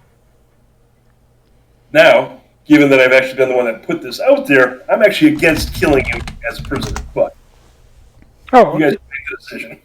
I'll open his cage. Okay. Who's going down, Leanise and Burnie? Yeah. The both of you are cursing every step of the way because the rungs of the shaft are covered in melty wax from the hundreds of candles that Rekmit threw down there. Who threw all these damn candles down there? Damn rat, he does this. Having said that, if you take your time, you don't even need to roll. You can still do it because it didn't damage any of the rungs of the ladder. Remember though that the rungs are kind of oddly spaced. They're not all equally spaced and all that stuff. And now they're kind of covered with this weird waxy tallow stuff. Did any of the rope happen to catch on fire? No, I won't do that to you. I'm not cruel. I did pull the rope up. I mentioned to pull the rope up. Well, and the point is, remember that all those pitons were put in to hold the rope. That's all still there as well. Right. But the rope is even harder to deal with covered in wax than the... I'm just referring to if they want to retrieve their rope and pitons, pythons, whatever they are. So you both can easily get down there, and however you would like to dispatch this cultist, you can do so. He is not in a position to fight back in any real way, so it's easy enough to, coup de grace him, so to speak, and not have to worry about him again, if you so choose. Mission accomplished. Yeah. How we're going back up, I'll suggest whichever one of us is last. We cut the rope at the point where the pitons start to drag in, so the last bit of it falls to the floor, and there's no rope to follow us with. Good idea. Works for me. Okay, so now what would you like to do? Well, Leanise, as she gets up, goes, that wizard was up to the northwest. The one that was digging up bodies. Was it Horace? Horace. Money in this world for digged up bodies? We know it went to the Oxwood, which matches up with those group of acolytes that disappeared. I think so. But what I want to ask is, Leanise, did you guys dispose of the body, or did you just leave it there? Oh, just left it there. It's a message.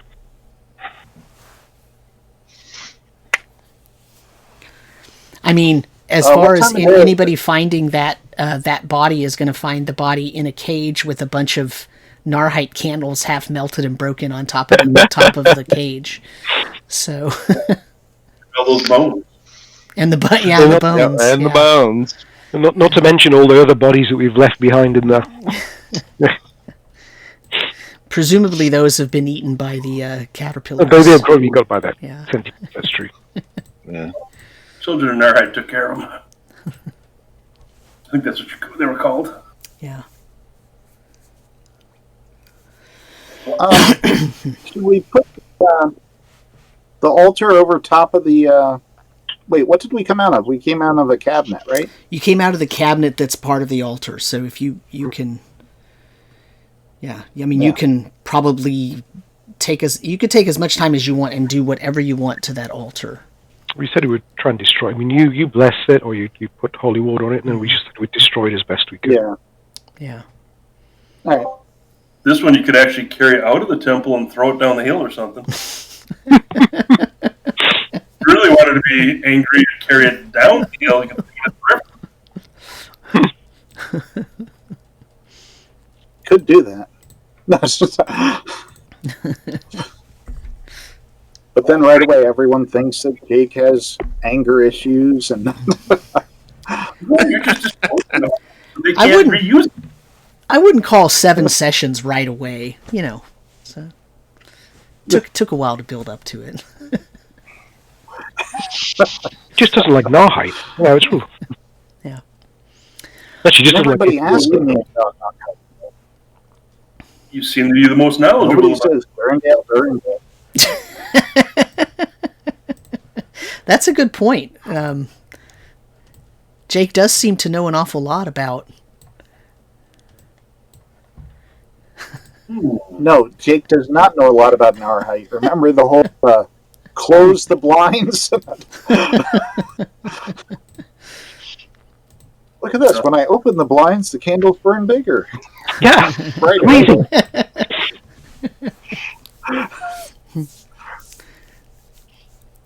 Okay, so you're going to take an overland trek. Are you going to try to make it all the way back to town?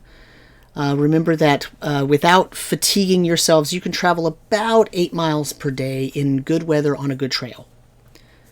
So it's probably at least a 2-day trek back to Indelhofen, unless you stop at Pinewald, which is the town up to the northeast of where you are, or if you stop in the town that Halfhill. is Halfhill, just below or to the right of the Lonely Plateau there. But we'd have to cross the river to get to Pinewald. Correct.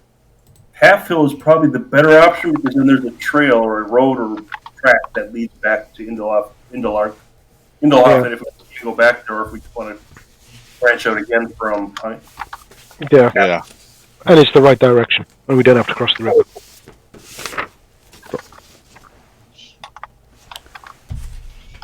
Yeah, I guess I forgot that Halfhill was town. I guess the question is, do we want to go there and branch out from there again, or do we want to go all the way back to Lindelof? Do we need to go all the way back or no? We probably just need to rest and resupply for whatever we've got. Depends on where we want to head next. Yeah. Remember, our original intent was to go find Karnak's?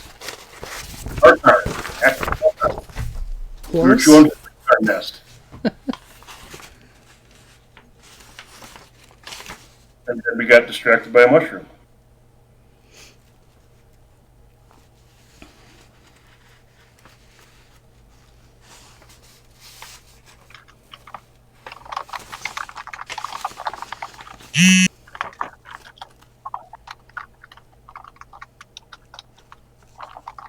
So do you want to go back to rest up? Just don't have to go all the way back to Indelhofen if there's no need to go back there then. Get to Halfhill, rest up, resupply with anything we need, and then head off again. Yeah, see what Halfhill actually has to resupply, because I think we're going to need more rope and pittance. Yeah. I need some, yeah. Sounds good. And maybe I know I'm ready to buy some rations again. Mm-hmm. So, should we tie some of the rope together for? What do we have them, like in 10 feet sections or something like that?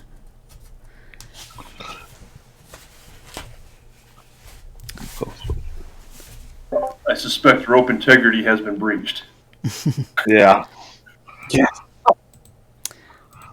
Possibly likely, yes. So it is now 9 p.m. Eastern time. So let's take a 5 or 7 minute break. I'm going to get some more tea.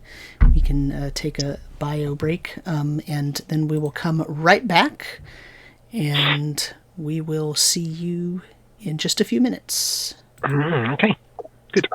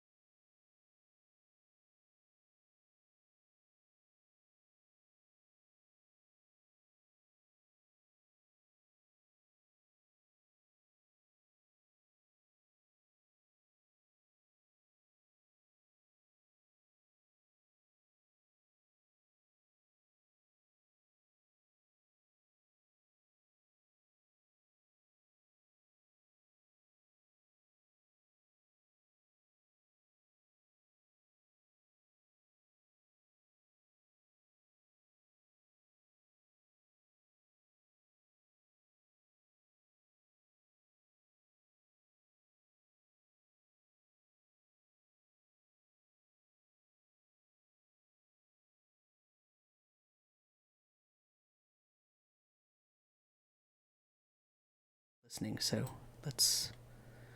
let's bring us back here, and we are back. Welcome back, folks, to the Pools of Narrheit. This is Sam, your castle keeper for the evening. We're still getting settled in after the break, but we're just chatting and figured we would bring ourselves back while we do that. Oh crud. Hate that. Let's see. There we go. Okay. There's a really weird thing that happens sometimes when I have Open Broadcast Studio running and I'm streaming, and I open a different internet browser window. It takes my cursor away. Makes it go disappear-y.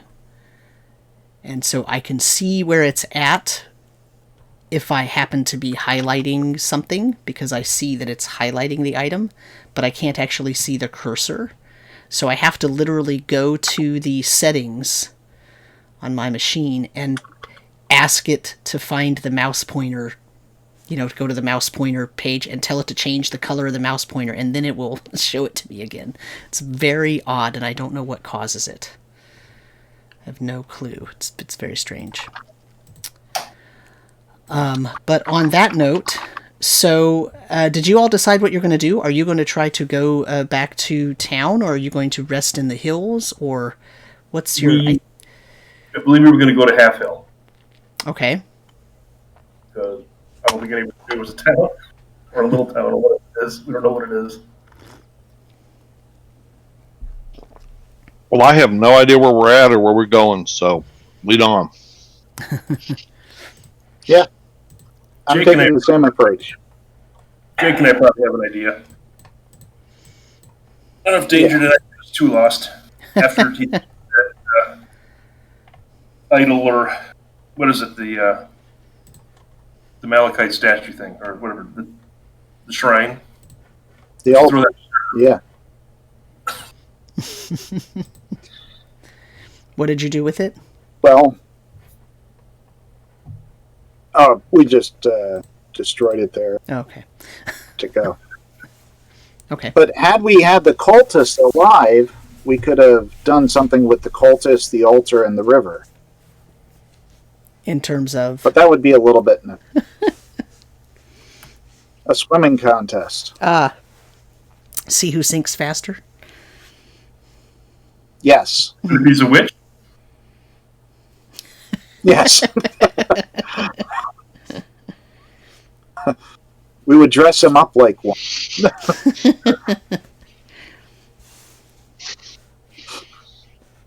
I don't know if I'd want to walk 5 miles holding the Malachite tabletop. So They yeah, were so... part of the plan, though. Essentially, I think we were going to go south down Wing Peak, if that's what it turned out, and just to the east, no, just to the west of that 3 hexes of trees there, and catch that road that goes to, what the heck is that? From Havrick's Pass all the way past Halfhill and Indeloff, and try and just take that down to Halfhill. Mm-hmm. We can rest up and see if they have supplies there for us. Somehow our rope got cut up.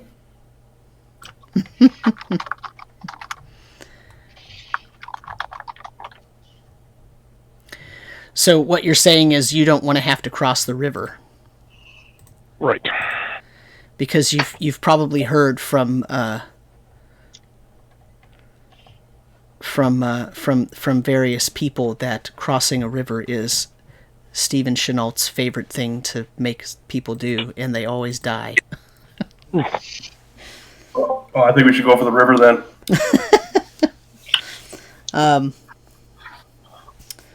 Let's see. Yeah, I don't think Dwarf Toss is going to work across the river. We could try, though. Trebuchet. So what I'm hearing is you're going to come down from the peak and try to hit this road, and then travel south and stop at Halfhill? Yeah, I think that's the way we were going to do, right? Sounds good. So it's 3 miles to the road.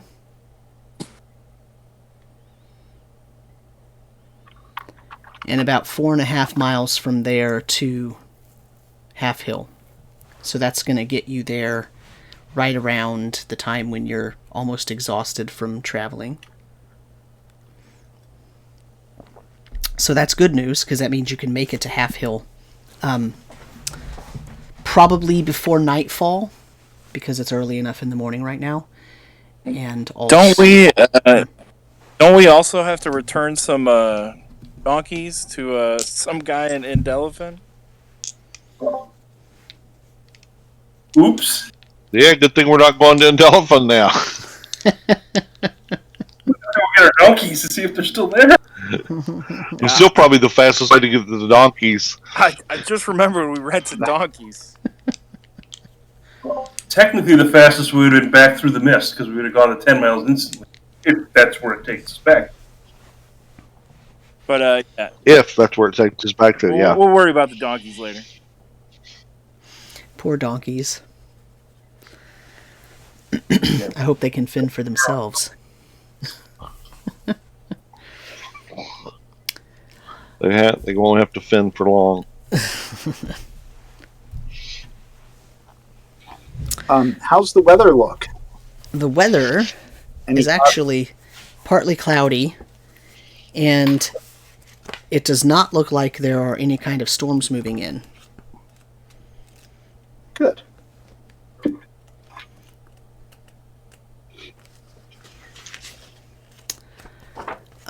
So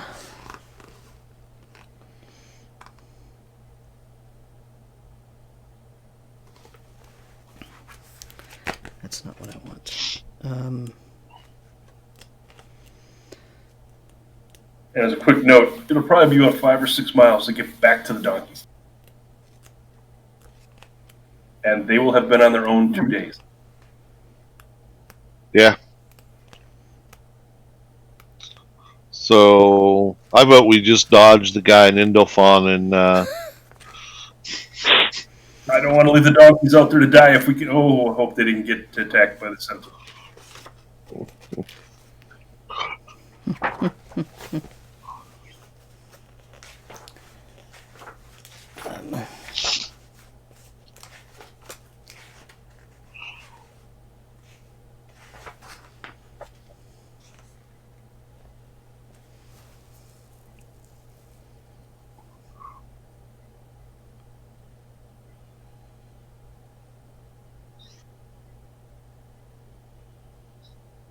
Still kind of wonder. The Acolyte and the main dude went in there. I wonder if there's another way of accessing this chamber through that mist from a different, portal area. Or at least accessing that region that we were in.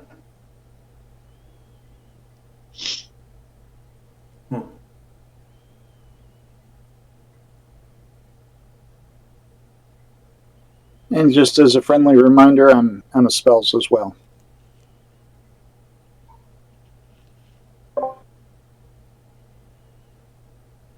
More efficient with those, Jake.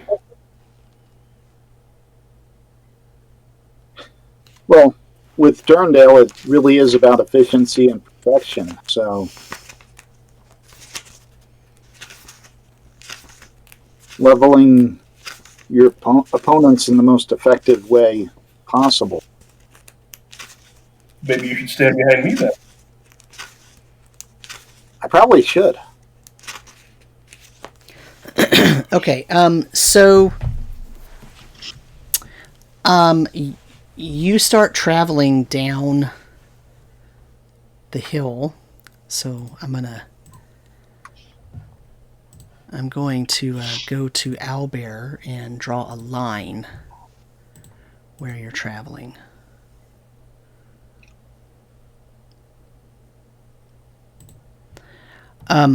So you're traveling from about right here. Okay.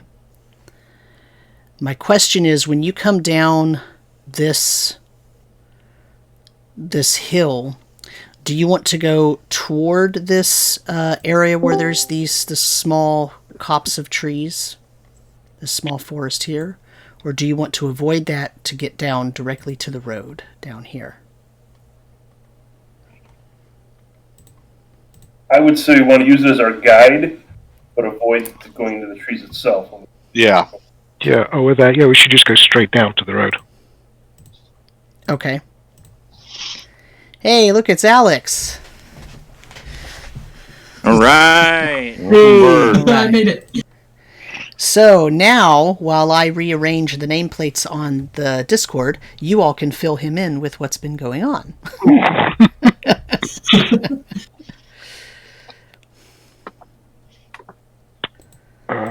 I'll start. I'm sorry about the candles. Next.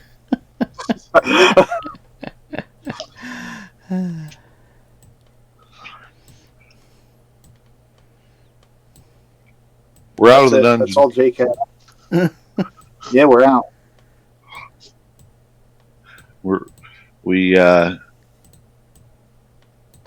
dealt with the other room that we had seen, or we expected to see, through the locked door last week. They were having a ritual. They were getting ready to conduct a ritual in there, and we were able to disrupt it. But they did wind up with a whole bunch of centipedes coming out of there, out of a big pit that was there. But we were able to secure the door so they couldn't get to us. We did some exploring, found there wasn't really much else we could get to down there without going through that. I mean, there may have been some place in that room with the pit and the centipedes, but we decided to leave that be. We had found the trapdoor in the roof, and we took that option. And so today we came up that.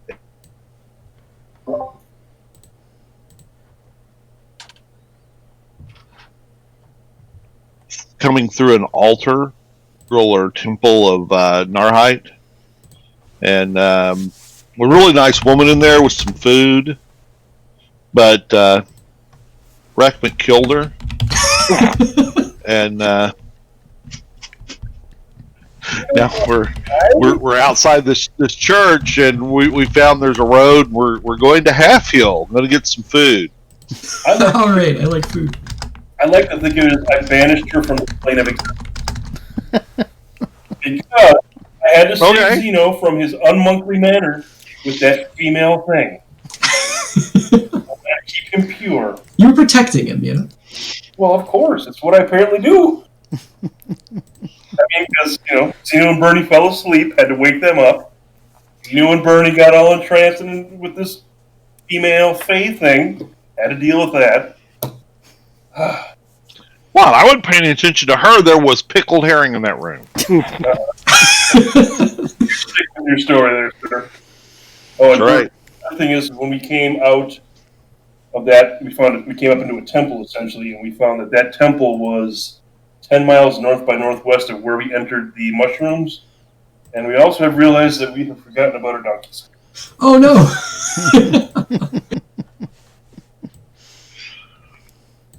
So slightly problematic, not hugely problematic, just slight issues. You did, as a group, decide to kill the cultists that you had captured. So they fought cultists last time when you weren't here, and you Burt kind of held back and whatnot. And they had captured one alive, and they ended up killing him. Got it. Yeah. Just for the record, Rekmit brought the idea up, but was not in favor of it. Yeah, because that's yeah. Mm-hmm. Yeah. He was a jerk.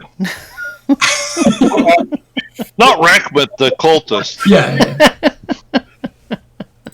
Yeah. I mean, I threatened him to kill him if he didn't tell us what we wanted, and he said, "You're going to kill me anyway." So he was expecting it. He deserved it. You knew what you were signing up for, then, yeah. So, all right. So there are a couple things to deal with. The first one is, I would like a a wisdom or intelligence check from everyone. Whichever one you use is your choice.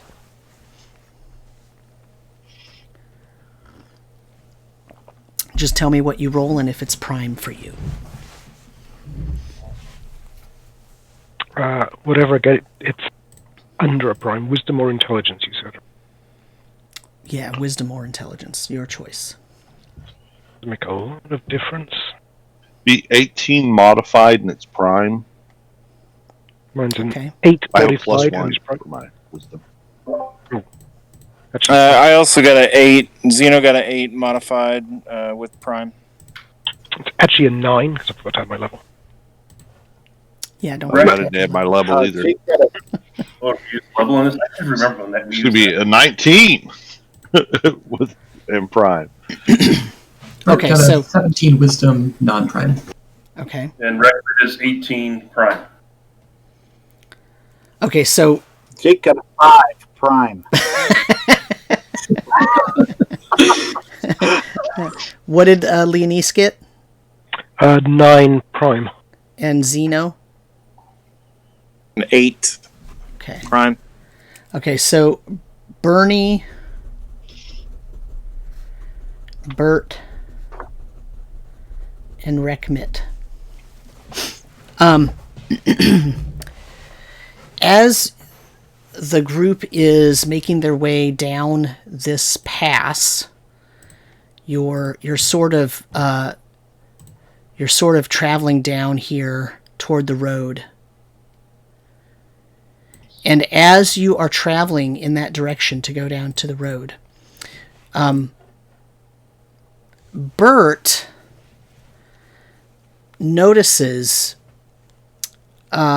several feet apart some areas in the ground that look disturbed, as if there's something not natural there necessarily.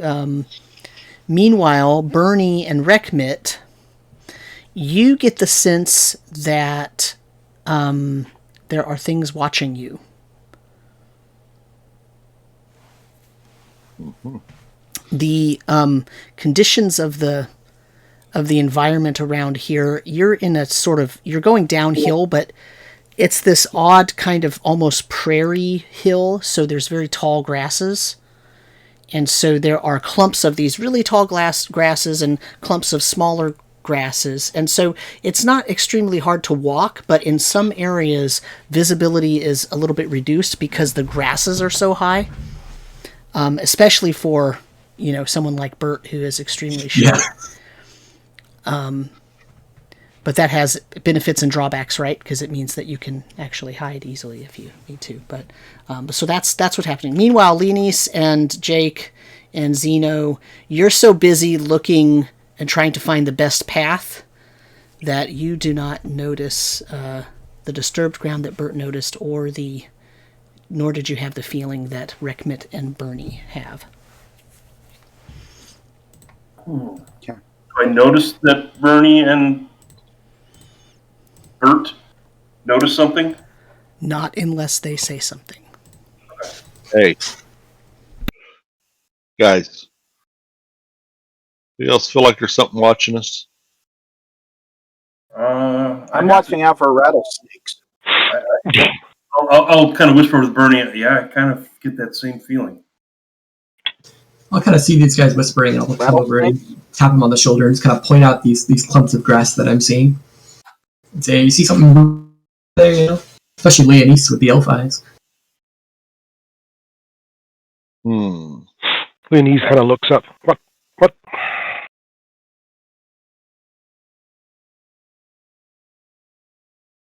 Looks like these little patches of grass seem pretty disturbed or not normal, right? Something seems off about them. I bet you Jake could figure it out.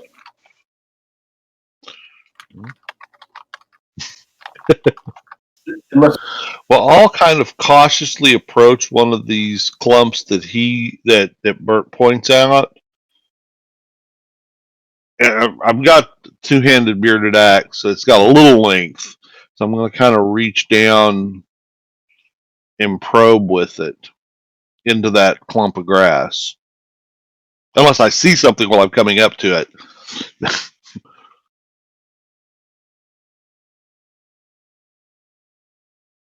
Oh, we've lost you. Or at least I have. Yeah, You know? no audio. Got me back now? Sorry. Yeah. So as you're sort of poking and prodding around, it seems like it seems like the entrance to a natural burrow, but it's very well concealed.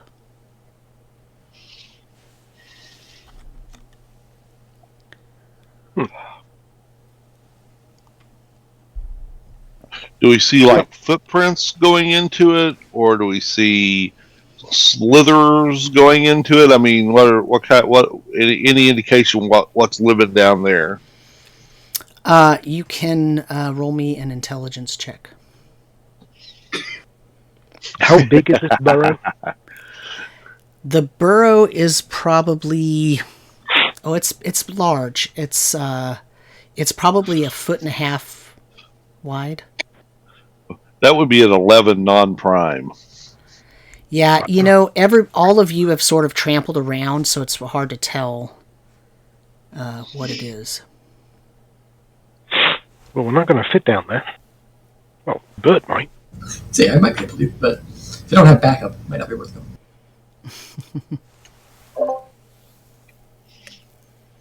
I think maybe we should just pass this by. Yeah. Yeah, just keep an eye out for more, maybe. Yeah. Unless there's those brown flying things, we should check them out.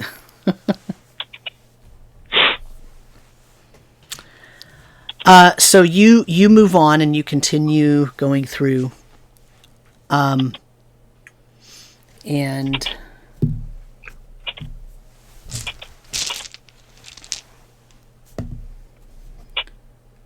Where are we heading to? Zeno, after about maybe 100 yards, so maybe 200-300 feet, something like that, you think you see something out of the corner of your eye to the left. And it looked like it was sort of the same sort of tan color as the tall grasses that are around you, except that it looked like it had stripes. And you only saw it for the briefest moment, and it was moving pretty swiftly.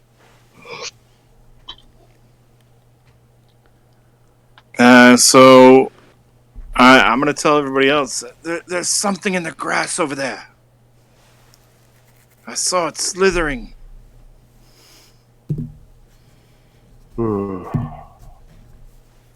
I believe we're being followed.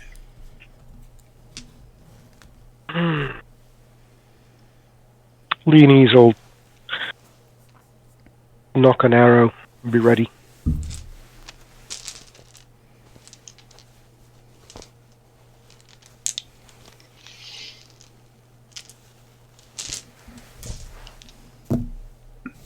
Jake will have his sword out and ready. Got my axe out.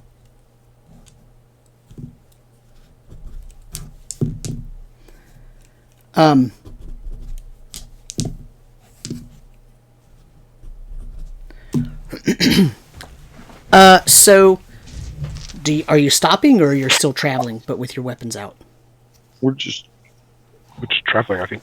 Yeah. Carrying on, but wary now. Looking all around.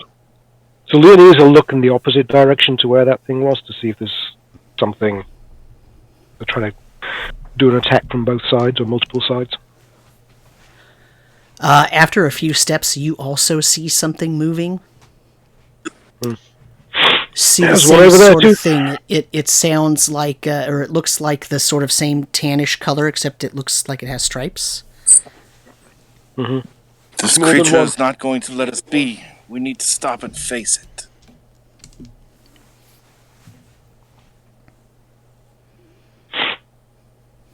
What else is around us? Are there any tall trees that Zeno might be able to scamper up real quick?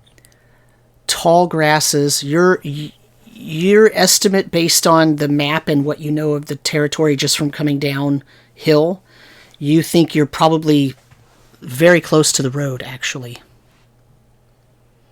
But no big trees, just tall grasses. Perhaps we should pick up the pace and hit the road quickly.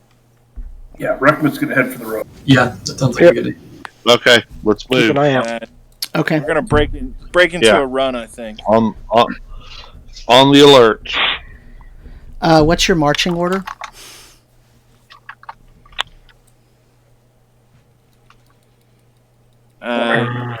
Probably Burnie and then Rekmit. Burnie and then Zeno. Okay. Are we doing 2 by 2? Yeah. Can we? Yeah. Well, we got plenty of room. Burnie and Zeno up front. Leanise and Rekmit next, maybe. Yeah. Yeah, then Sounds good. Jake and I can take up the rear. Yeah. Rekmit's always pretty much in favor of making sure he's got people on both sides. Where he wants to be. Well, you are in the middle, so Obvious, that's but it good. just kind of settles in there. Got the elf and the dwarf together. So, and you all took off running. I wouldn't say running, just maybe a brisk walk. Brisk walk. You get to the point where you can see the road about 50 feet in front of you, and then Jake and Burt, I need a dexterity saving throw from you both.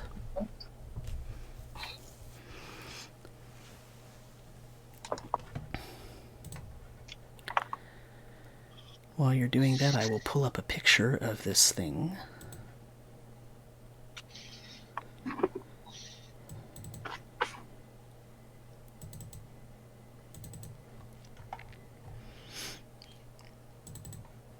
Uh, 10 prime. I got a 9, but also prime. Okay.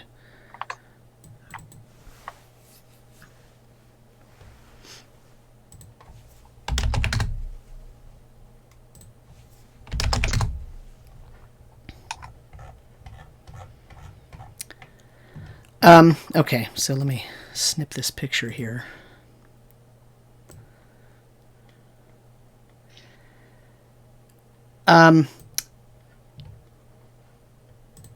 You hear the sound of feet running.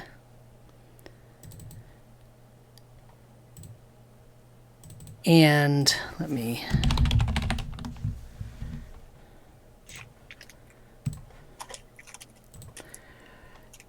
As you, everyone hears feet running. It sounds like a stampede. It's a lot of feet, okay? And as you sort of look back, you're all rushing forward to try to get onto the road. And as you look back, there are 2 creatures running towards you. I will describe them.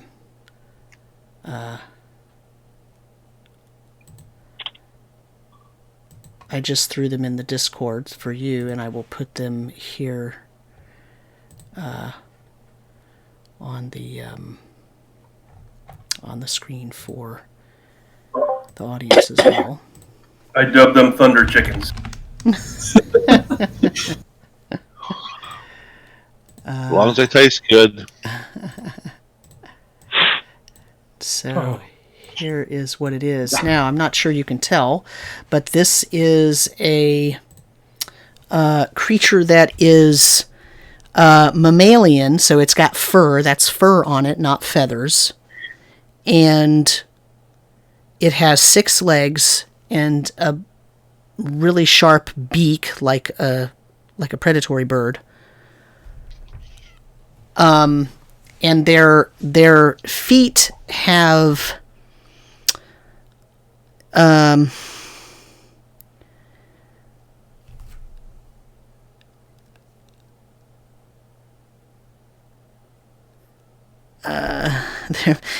their feet have 6 toes and claws, and the toes are long, almost like fingers. Okay. And you see two of them running at the group. You hear them first, and then as you turn, you see two of them. One of them jumps at Burt, and one of them jumps at Jake. So they both failed their dex saves. So the things jump on them and attack. And so...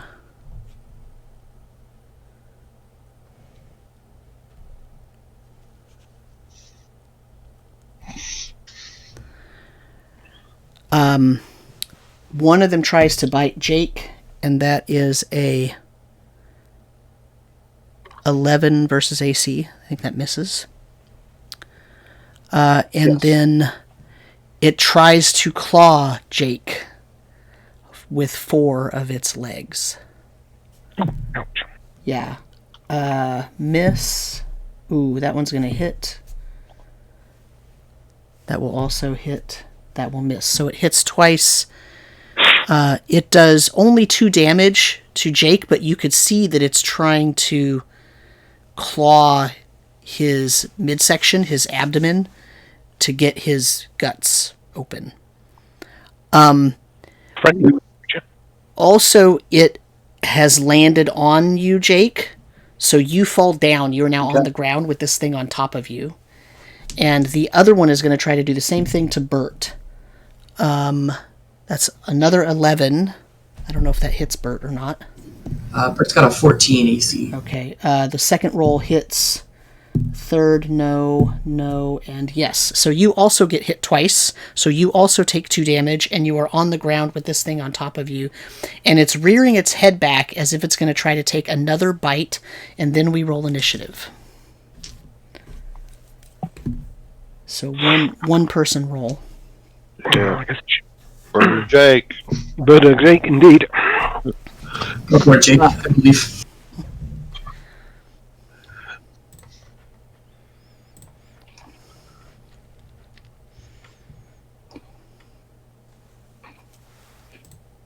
A 5. That's pretty good. Okay, you win because I rolled a 3. Let me throw up a new owlbear screen here just to give us some positioning. Oops. That's a potentially life-saving roll there, Jake. Yes, definitely. Oops. More than you know.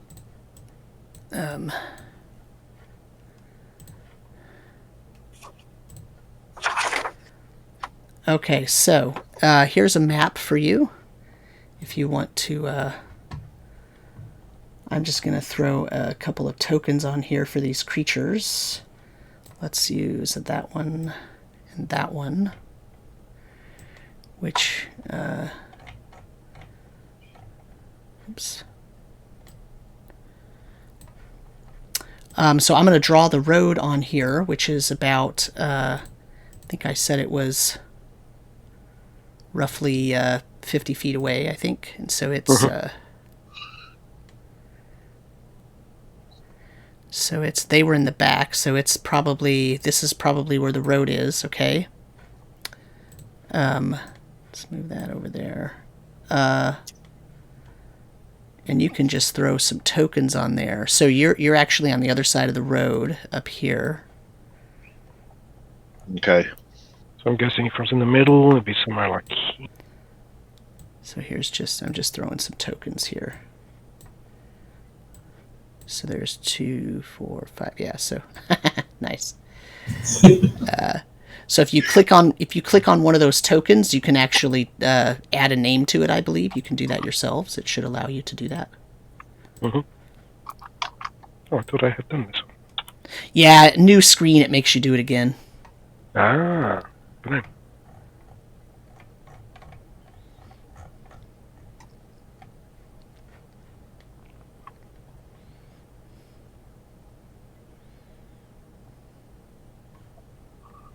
5-foot blocks, correct?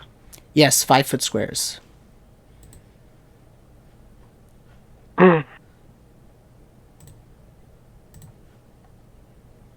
we become, so I'm guessing... So I have Jake up here. Yeah, so yeah, Burt and Jake are here, right? Because they were in the back, and everybody else is kind of in front. Yeah, Maybe like 5 to 10 feet in front. Right? Yeah. And you're like 2 by 2. Yeah. Mm-hmm. So it would be something like that, right? Yes, I mean this is just really for we're not being married to the grid, right? So it's just more for okay. For the sake of everybody kind of having the same view in their head, not for the let's count squares and be tactical. Right? Okay. Okay. So there you are. It's tall grasses all around. You probably hear the sound of other things moving around in the area, so you don't know if these are the only two. But you want initiative, so everyone gets to go. You can decide who goes in what order. Well, Leanise will run up and attack the one by Jake with her staff. Yeah, Birdie's gonna run and attack the one on Burt. Did Burt take damage? Yes. Did, yeah. Yeah, both did. Rush up to Burt, do his little rune on Burt, whichever part of him he can get, the rune of shielding upon him. Okay. Bert's gonna try to get this thing off him, and I just kind of like try to shove it off as best I can. Okay, are you going to attack it or just try to move it? I think at this point we're just trying to get it off with my full action, just trying to get it away from me. Okay, so I need a strength check from you, and your CL is going to be... let's see, strength is not prime for you, correct? That is correct, yeah. Okay, so you're going to need to roll a... Oh, yeah. You might not be able to get it off of you. You're going to have to roll a 20. Okay. Oh, yeah, okay, never mind. We'll just attack it then. Okay. That's kind of its specialty, is to pounce and hold you down. Yeah. So there's a really high CL.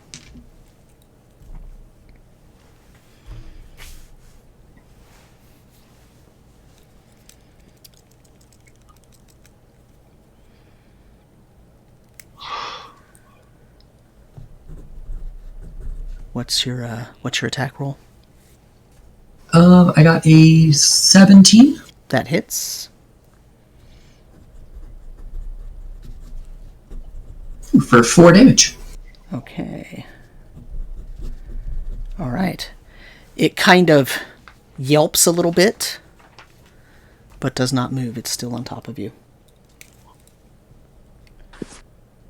So that's Burt and Rekmit. Leanise, did you say you were going to run up and hit? Or you Yeah, I miss. Okay. I rolled a 7. Okay, yeah, that's a miss. Zeno, Jake, Burnie. I got a 12. That is a miss. Zeno's going to run up to the one on Jake as he's scanning the perimeter, looking around for any other creatures. Running back to Jake, and I'm going to try to two iron finger it right in the ribs. Oh, that's going to be a nat 1. Oh, yeah, nope.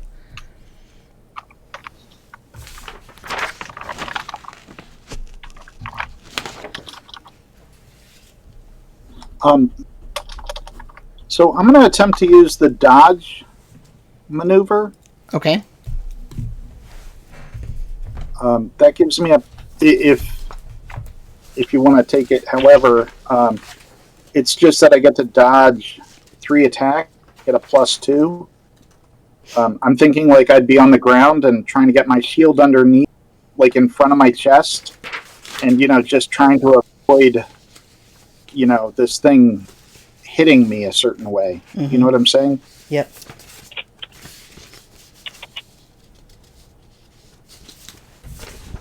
Yep.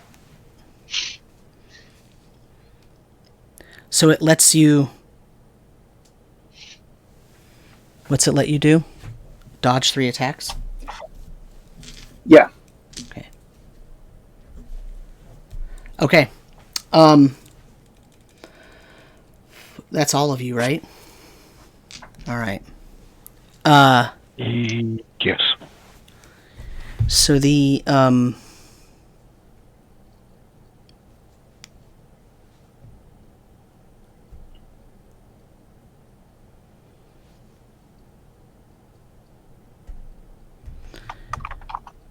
all right, so it's going to try to claw at Jake again. Miss. That miss. They're going to automatically miss. Right, because he's dodging. Burt, miss, hit, miss. Burt is going to take 2 damage and has another searing gash across his abdomen. That's mitigated by the shield rune that I put on him. How much does it mitigate?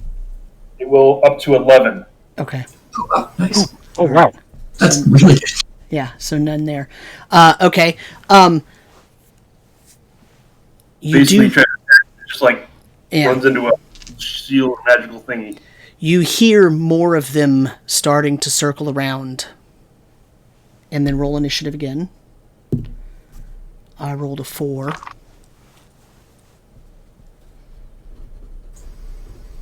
Jake, you won last time. 7. Okay. So you all get to go again. The one that's on top of Burt is hurt, but the one on top of Jake has not been hurt yet. Yep. And you hear This at time least one more circling. This time I get a 20. Okay. Which one are you attacking? The one on Burt. Okay.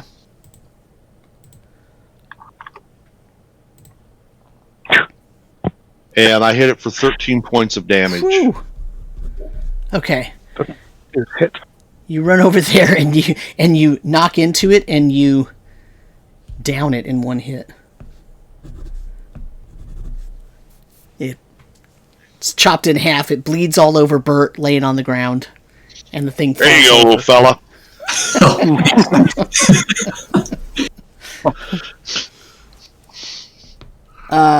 So that was Burnie. Who's next? Leanise missed. Rolled Okay. 6. Jake? Let's see. I'll be Rekmit? defensive as well. Okay. Burt will get up and kind of brush himself off and then run over and stab the one that's on Jake there. Okay. Roll me an attack roll. And we got a 16. That hits.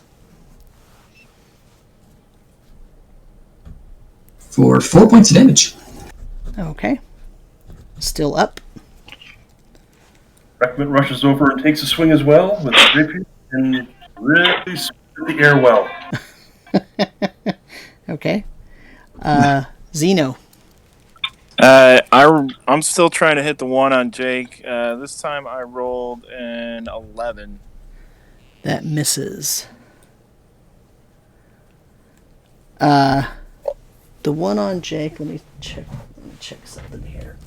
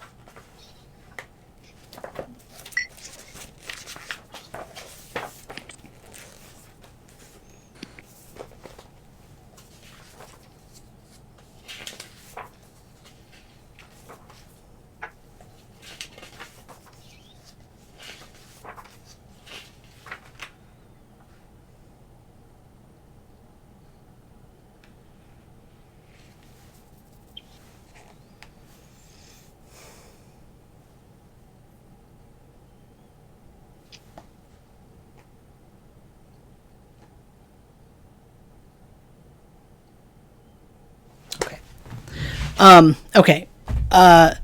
This thing. Whoops.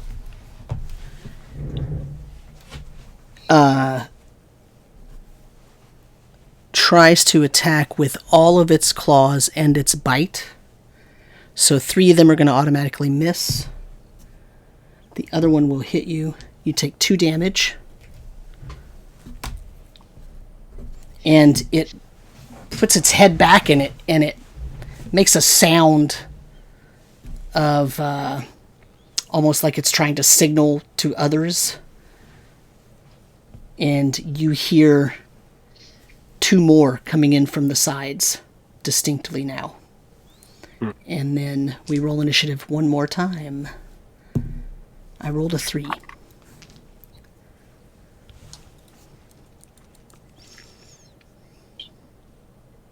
I rolled an 8. Okay. Everyone's turn. Cool.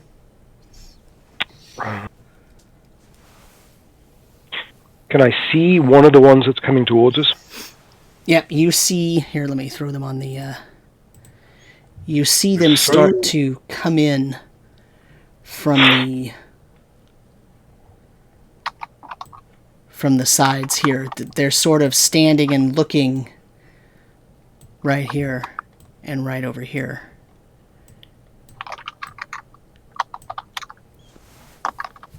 And they look like they're sort of doing that thing that animals do where they kind of bend down like they're going to pounce. Yeah. Leanise will drop her staff and shoot her bow.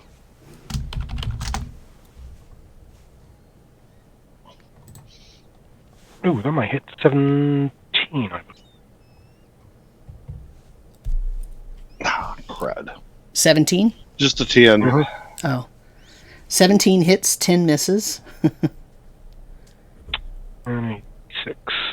4 points of damage. 4 points of damage. And this is the one on Jake? No, it's the one of the ones out to the side. So let's say the one out to the right. Okay. And how much damage? Sorry, 4? 4. Yeah.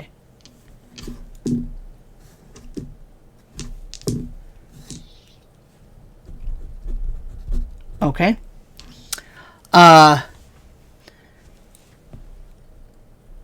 Who's next? Is the one on Jake still alive? The one on Jake is still alive, although Jake looks rather limp right now, just so you know. I will swing my rapier around at it. Probably almost hit myself a few times, and I rolled a 15. So I actually hit it for 4 points of damage. Okay. Woo! Still alive. It's quite bloodied. Hey. It's not Jake? doing well.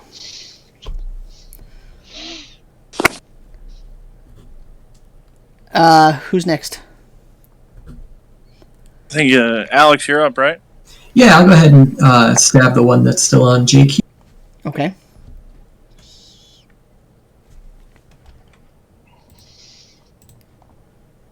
Oh, that's not going to do it. That's a 7. Yep, that misses.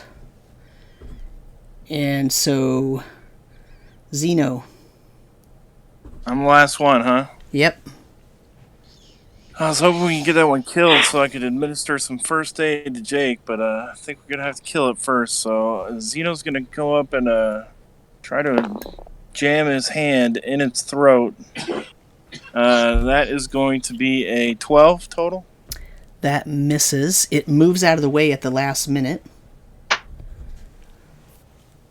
And actually, when it moves out of the way, it jumps out of the way and tries to run away. Meanwhile, the other 2 also dart, because as it jumps away and tries to run away, it makes a sound. It calls to its friends. And that means that you all can attack it if you are close enough to attack it as it runs away. Yeah, so I guess Zeno's right next to it since he just tried to attack it, right? Zeno, Burt, and Rekmit, right? Yep. Rekmit rolled an 18. Gosh, Okay, I that's a only hit. rolled a 7 this time. 4 more points of damage. Okay, so Rekmit kills it. Off my friend! And no runner. The other 2 dart away and run off into the grasses. And now the two originally that were on Burt and Jake are down. Jake is down. That's not good, because that usually means something bigger is coming. I'm going to quickly bandage Jake's wounds. These nasty gashes on his chest. I'm going to apply... Can you apply more than one bandage, or...? So the thing about bandages is... Let me see. Let me look up and tell you the real answer to that, rather than trying to remember. All I know is back to the menu.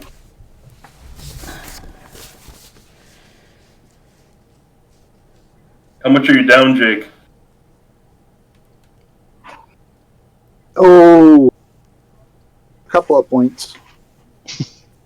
I'm gonna dabble a little holy water on his lips too, see if that'll bring a little divine life into his being. Sizzles and burns, maybe.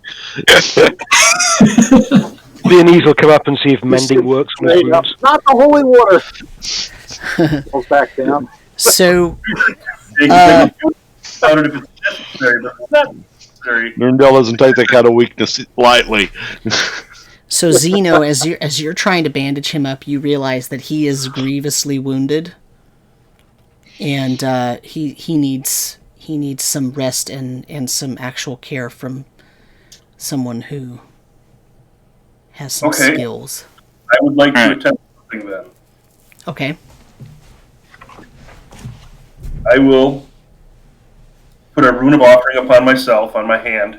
Mm-hmm. I don't know what color, green, red, whatever it is, it shows whatever the magic would show. Place it on Jake, and I believe I can give him 2 of my hit points. Okay.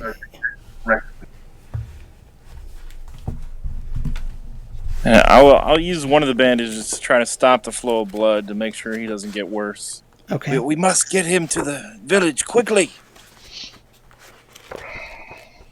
Yeah. You can only apply one bandage, right? Yeah, you can only apply one bandage to any any effect.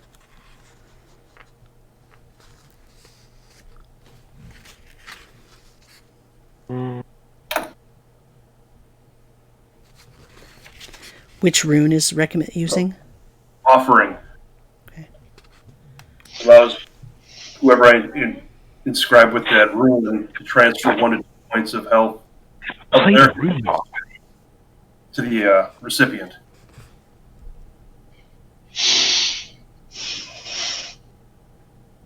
Yeah, this will be a rune you guys have Kick back here a little bit and play being unconscious, okay? Leanise, Which looks like a sleep as well. you have a staff? Do I have a staff? So the rune work. Yes. The rune work helps, and you can tell that Jake is now sort of stable. He stopped bleeding profusely. The bandages have kind of soaked up the blood that had come out, and the rune and the bandages together kind of packed in and made it so that he stabilized more and regains a little bit of life. Would I feel like if I did this rune again that it would bring him back? Or would it leave him Well, so he's back, he's just unconscious, but he's stable. Okay. So all I'd like to do is try to take my bedroll and make a stretcher basically for him. Okay, you can do that. So Rekmit, you could attempt the rune again, but you're unsure whether it actually would have any effect. Okay. Would anyone else be willing to offer some of their health to Jake? Sure, I could do that. Oh, okay. It won't be a lot, it'll be a little bit. So if you have a lot of vigor, because you'll see, as soon as I finish it, I kind of wobble just a little bit. Yeah, Leanise is if needed. Then I will, once again, I'll inscribe the rune, this time upon Burnie. Put the little, I don't know what it is, I'll call it something eventually. Nice little... And then I'll say, Burnie, what you have to do is lay upon your hand and give up yourself to... Okay, and I do. Okay. Jake is now at 1 hit point. Do I lose 1 or 2? You'll lose 1. Okay. Do I get a say on how many I take from? No. It's entire outboard. Nope. I'm a cleric of Durendale. I take all of them. For the greater good. So that's where we're going to end it. So you are on the road at the sort of top of the bend where the road is going to bend to the west. Okay. And there were just 4 of these creatures around. You killed 2 of them. You know there are 2 more out there, at least. And Jake was horrendously wounded and on death's door, and you saved him. But now you're sort of stuck out in the middle of nowhere with very few resources left. So that's where we'll stop. Cool. Okay. Okay. So, here's what I want to talk about in tonight's discussion. A couple of things. The first thing is rune marks. Holy cow. Yeah, I'm thinking I want to play a Runemark. Trying to figure out how I use them. Yeah. Trying to find interesting ways to use them to be somewhat useful to the group, given Yeah. I can't do much.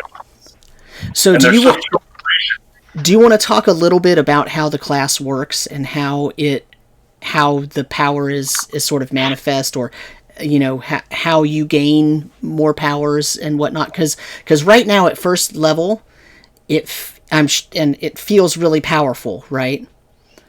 Okay, at first level, a little bit at least. But recognize that there are limits on what he can do, right? So it's not like the Runemark gets like 20 runes and you can cast all these, but that's not really how it works, right? He only starts knowing 4, right? 4 runes or something like that.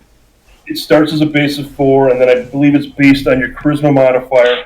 You get additional ones for each step. So I have an additional 2, I believe, because of I have an additional 2. So I end up with a total of 6 that I know, and I can utilize runes 6 times in a day. So How many do you? Sorry, go ahead. I was going to say so you can use 6 runes. How many do you actually know? I know 6. Oh, okay. So you can pick 6. Right. I think you guys have seen me use Rune of Shielding and the Rune of Mind Calm, but more as an offensive weapon. Yeah. Oh, and you guys did see me use the Lure. Yeah, you saw me use the Lure one as well, which were the bright light. Right. And then I would have seen the first time I've actually used the Offering one, which is giving of myself or another willing recipient to infuse some of their life force back to another opponent. I guess the way the Runemark works is you learn them. I guess the first one is the runes of the initiate, or the path of the initiate. I have to go back and study this a little better, but it's based on the language of creation that the dwarves are one of the first, I think it was the first race that started to interpret these. They're the first race and the first to interpret, yes. Right. And I believe it kind of became a kind of a lost art for the dwarves at some point. It's a charisma-based class. It's kind of like, if you look at the other editions, I think it's kind of like the sorcerer. But similar to the way the wizards, like Leanise, has to learn new spells through finding them, either on scrolls or in books. The way I get new runes is by either finding them, or also I think if you have like a mentor that can teach them to. Kind of the way I did it is I didn't want to try and cherry pick stuff, so I kind of picked a different range of runes. So I still have 2 trying to, because the downfall with it is typically if you're a Runemark, you've not strong or necessarily high constitution. So I only have a kind of a small hit point base, and to do any kind of attacking, like use that Runemark in an attack sense, I have to get up close and actually touch the creature. So I'm exposing myself to get hit. And that's why you'll see me kind of hang back a little bit, and I'll try and come in for a death blow, or if And like I'll admit tonight, I kind of messed up. I wasn't paying enough attention to what was happening to Jake. Didn't realize he was that damaged. No, I didn't either. Actually. A rune of shielding upon him in that round instead of attacking took all that damage. So instead I had to, of course, I'm trying to keep it close to the vest of what I do and what I can, so I had to put the rune of offer. And if he had come to life, I wouldn't have even shown that, I could offer it to somebody else to get. Is there anything else I could go over about it? I think that's good. I mean, the idea of it is it's a class that uses the sort of, historically in Aihrde, the idea is the All-Father uses the language of creation to create all creatures that are alive, basically. And that then not everybody can understand that language, and so most mortals can't understand it, so mostly it was lost, but there are some dwarves, historically speaking, that could actually learn to use the language, and some other beings could learn the language of creation. But the dwarves the dwarves have this idea that they kind of call the life debt, and their life debt is their job is to create for the All-Father. So they're very driven to create things. And so since they're so driven to create things, they're kind of also related to the language of creation, because they are trying to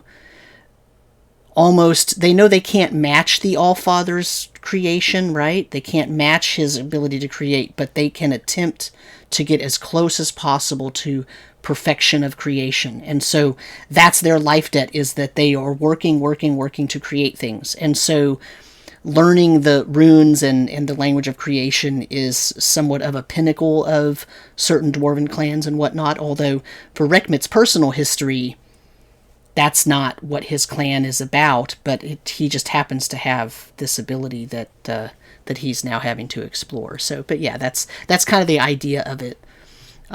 It's kind of interesting in terms of the history of the setting, so that's why I was kind of, when he said he was going to play a Runemark, I was like, oh yeah, that's cool, because we can add a whole bunch of stuff about the setting in there. So yeah, so that's I'm also calculating XP for you all as well, so. Back to town yet? You haven't got back to town, but... Got a few sessions and it's piling up. Yeah. Yeah, when I picked the room, I didn't realize I hadn't read through the history as much as I probably should have. And just twist of fate. Yeah. And with respect, with just the runes itself, beyond that, they have the other abilities, kind of like alchemy. They become able to, like, at low levels, they can fix swords and sharpen things and help refurbish them a little bit. They essentially almost become kind of like an artificer or a mage-right type class. Mm-hmm. Utility and the ability to create potions as they get higher up, and I believe there's some weird thing I haven't read too much into the constructs and things that they can do. Yeah, so they can kind of give a spark of life to almost like a golem type creature, in a way, although it's very limited. It's not like they're running around creating, stone golems and stone guardians and stuff like that. That kind of doesn't work that way. But it's kind of a cool power. Rekmit will find a way. Yeah, Rekmit will find a way. I don't know. Lose my mind. Do you get like minor abilities, like to mend items and things? Yeah, it changes at probably like a 4th level, 8th level, I think. I can't remember exactly. I'm getting too much things, it takes so long to get there. But I believe at 1st level I can mend basic items. Some broken stuff, and as long as it's not destroyed, I think. I have to look at it and sharpen the weapons and stuff like that. Yeah, and Leanise has mending. Do small stuff. I may have some issues with my arm.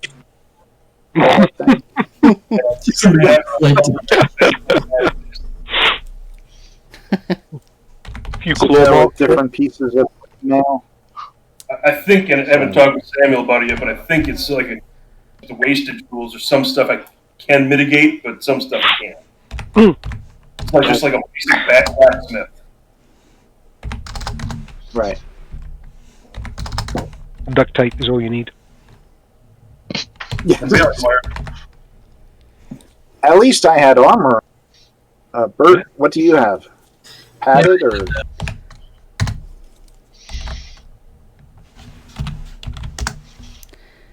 Okay. So, Yeah, I had leather.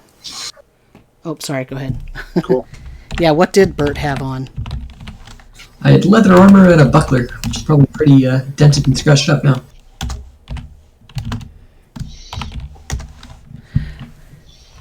All right, so I have some XP totals for you all. Are you assuming we made it back to town? No, but I'm going to tell you what they are, so that you'll know whether you leveled up. Because then you can decide whether you actually want to go back to Undescribed or just stop at Halfhill. Because if you level up, you'll have to get some training and whatnot. So I'm just telling you just so that you know that what you can plan your next session. So give me 2 more seconds.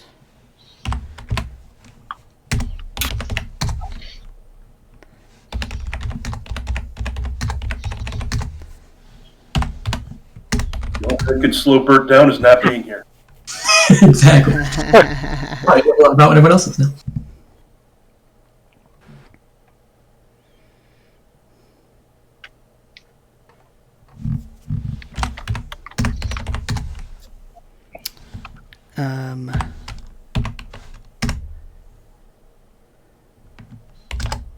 Yeah, Jake, that is part of why I put the shielding on Burt first, too, because, well, one, I was right there next to him, and I figured you had it handled. Yeah, where's Durendale when you need him? Well, you know what? I've been going through, and I've been playing him as... the book has some stuff on Durendale, but I'm trying to do more like a Priest of... where maybe you place yourself or other type mode. That's what I was going with. Okay. It's about time somebody went unconscious besides Zeno. Well, and the other part is that I do only have 2 spells a day, you know. Yeah. Mm-hmm. Okay, so let me give you some XP totals. This will be the XP total full on after session 7. Today was session 7, okay? I'm going to give them to you individually because they have some extra XP for different things in them, okay? So Burnie right now has 943 XP total. Jake, 1574 total. Zeno, 1749 total. Leanise, 1574. Rekmit, 1599. And Burt, 1322.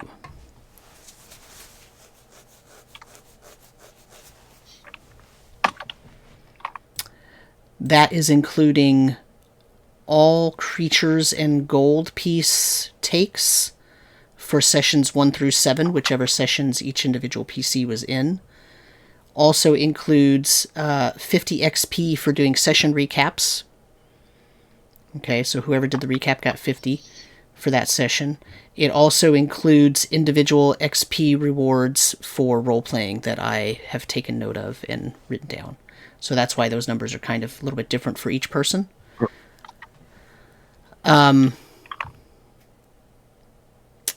Yeah, so that, I think that is, so that's your total after session 7. So if that makes you level up, what that means is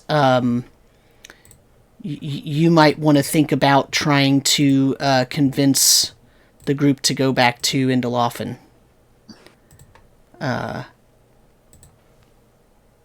So... Hey guys, Burt really wants to go back to Undescribed.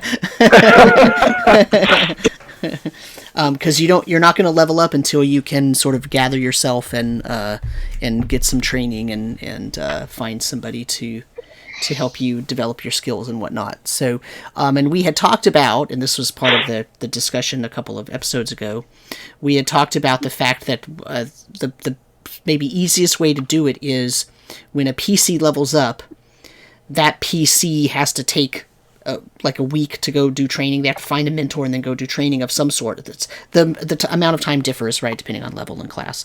And so while that individual PC is gone, the player will bring a new PC in that they'll play if they want to. So that's the deal. So if you get back to Undulafn, Burt will end up going to try to find a mentor of some sort that can give him some training, and then that means you can bring a new PC in for the next session and play that for a couple of sessions, however long, right? So it kind of depends. We've been moving pretty slowly and only going through maybe 1 or 2 days every session. So it's only been 8 days or something since you've all met each other. So that could change depending on what you end up doing next, right? So, so there's that. So did anybody level up? I know Zeno said he's close. It was a tease. But what do you get? 13 something? Yeah, Burt did actually level up. Yeah. Or has the XP to level up, yeah. Yeah.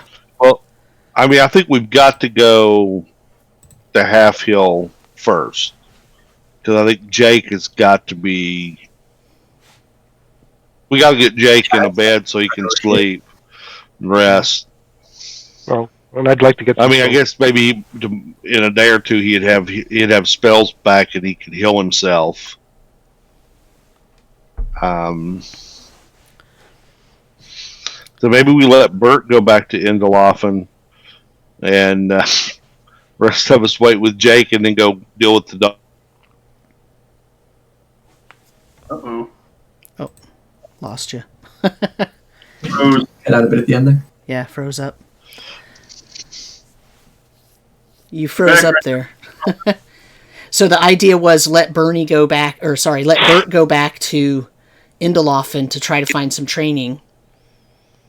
I mean, heck, he might be able to find it in Halfhill for that matter. You don't know. I was going to say. Yeah, we could check. Yeah.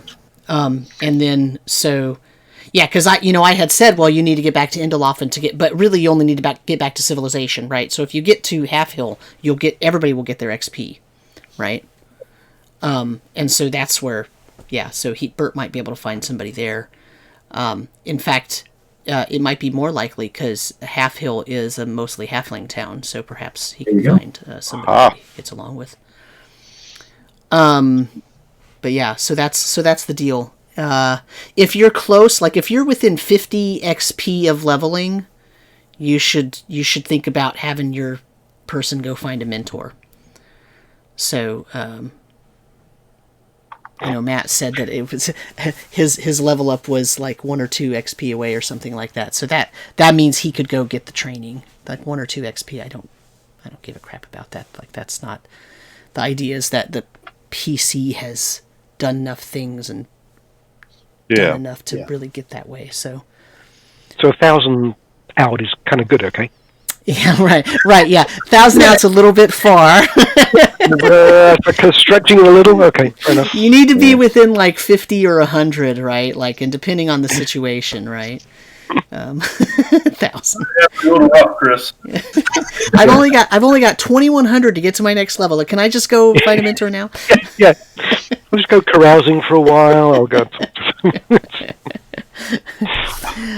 Okay, well. Let them know what they're in. Yeah. So that way, party doesn't look at me as XP. Right. How much can I get for the cleric? I take back my offering and take it from him.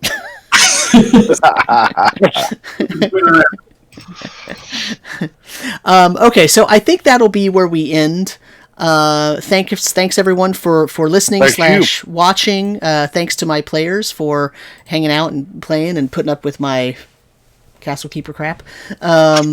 And so join us next week when we see if Jake actually makes it out of the wilderness and to town to survive, and we see if Burt can find somebody to train him up a little bit and to see what other character Alex brings in if he does. So thank you very much, and I think we'll say goodbye. Good night. See you later, everybody. Thanks, everyone. Bye. Bye. All right.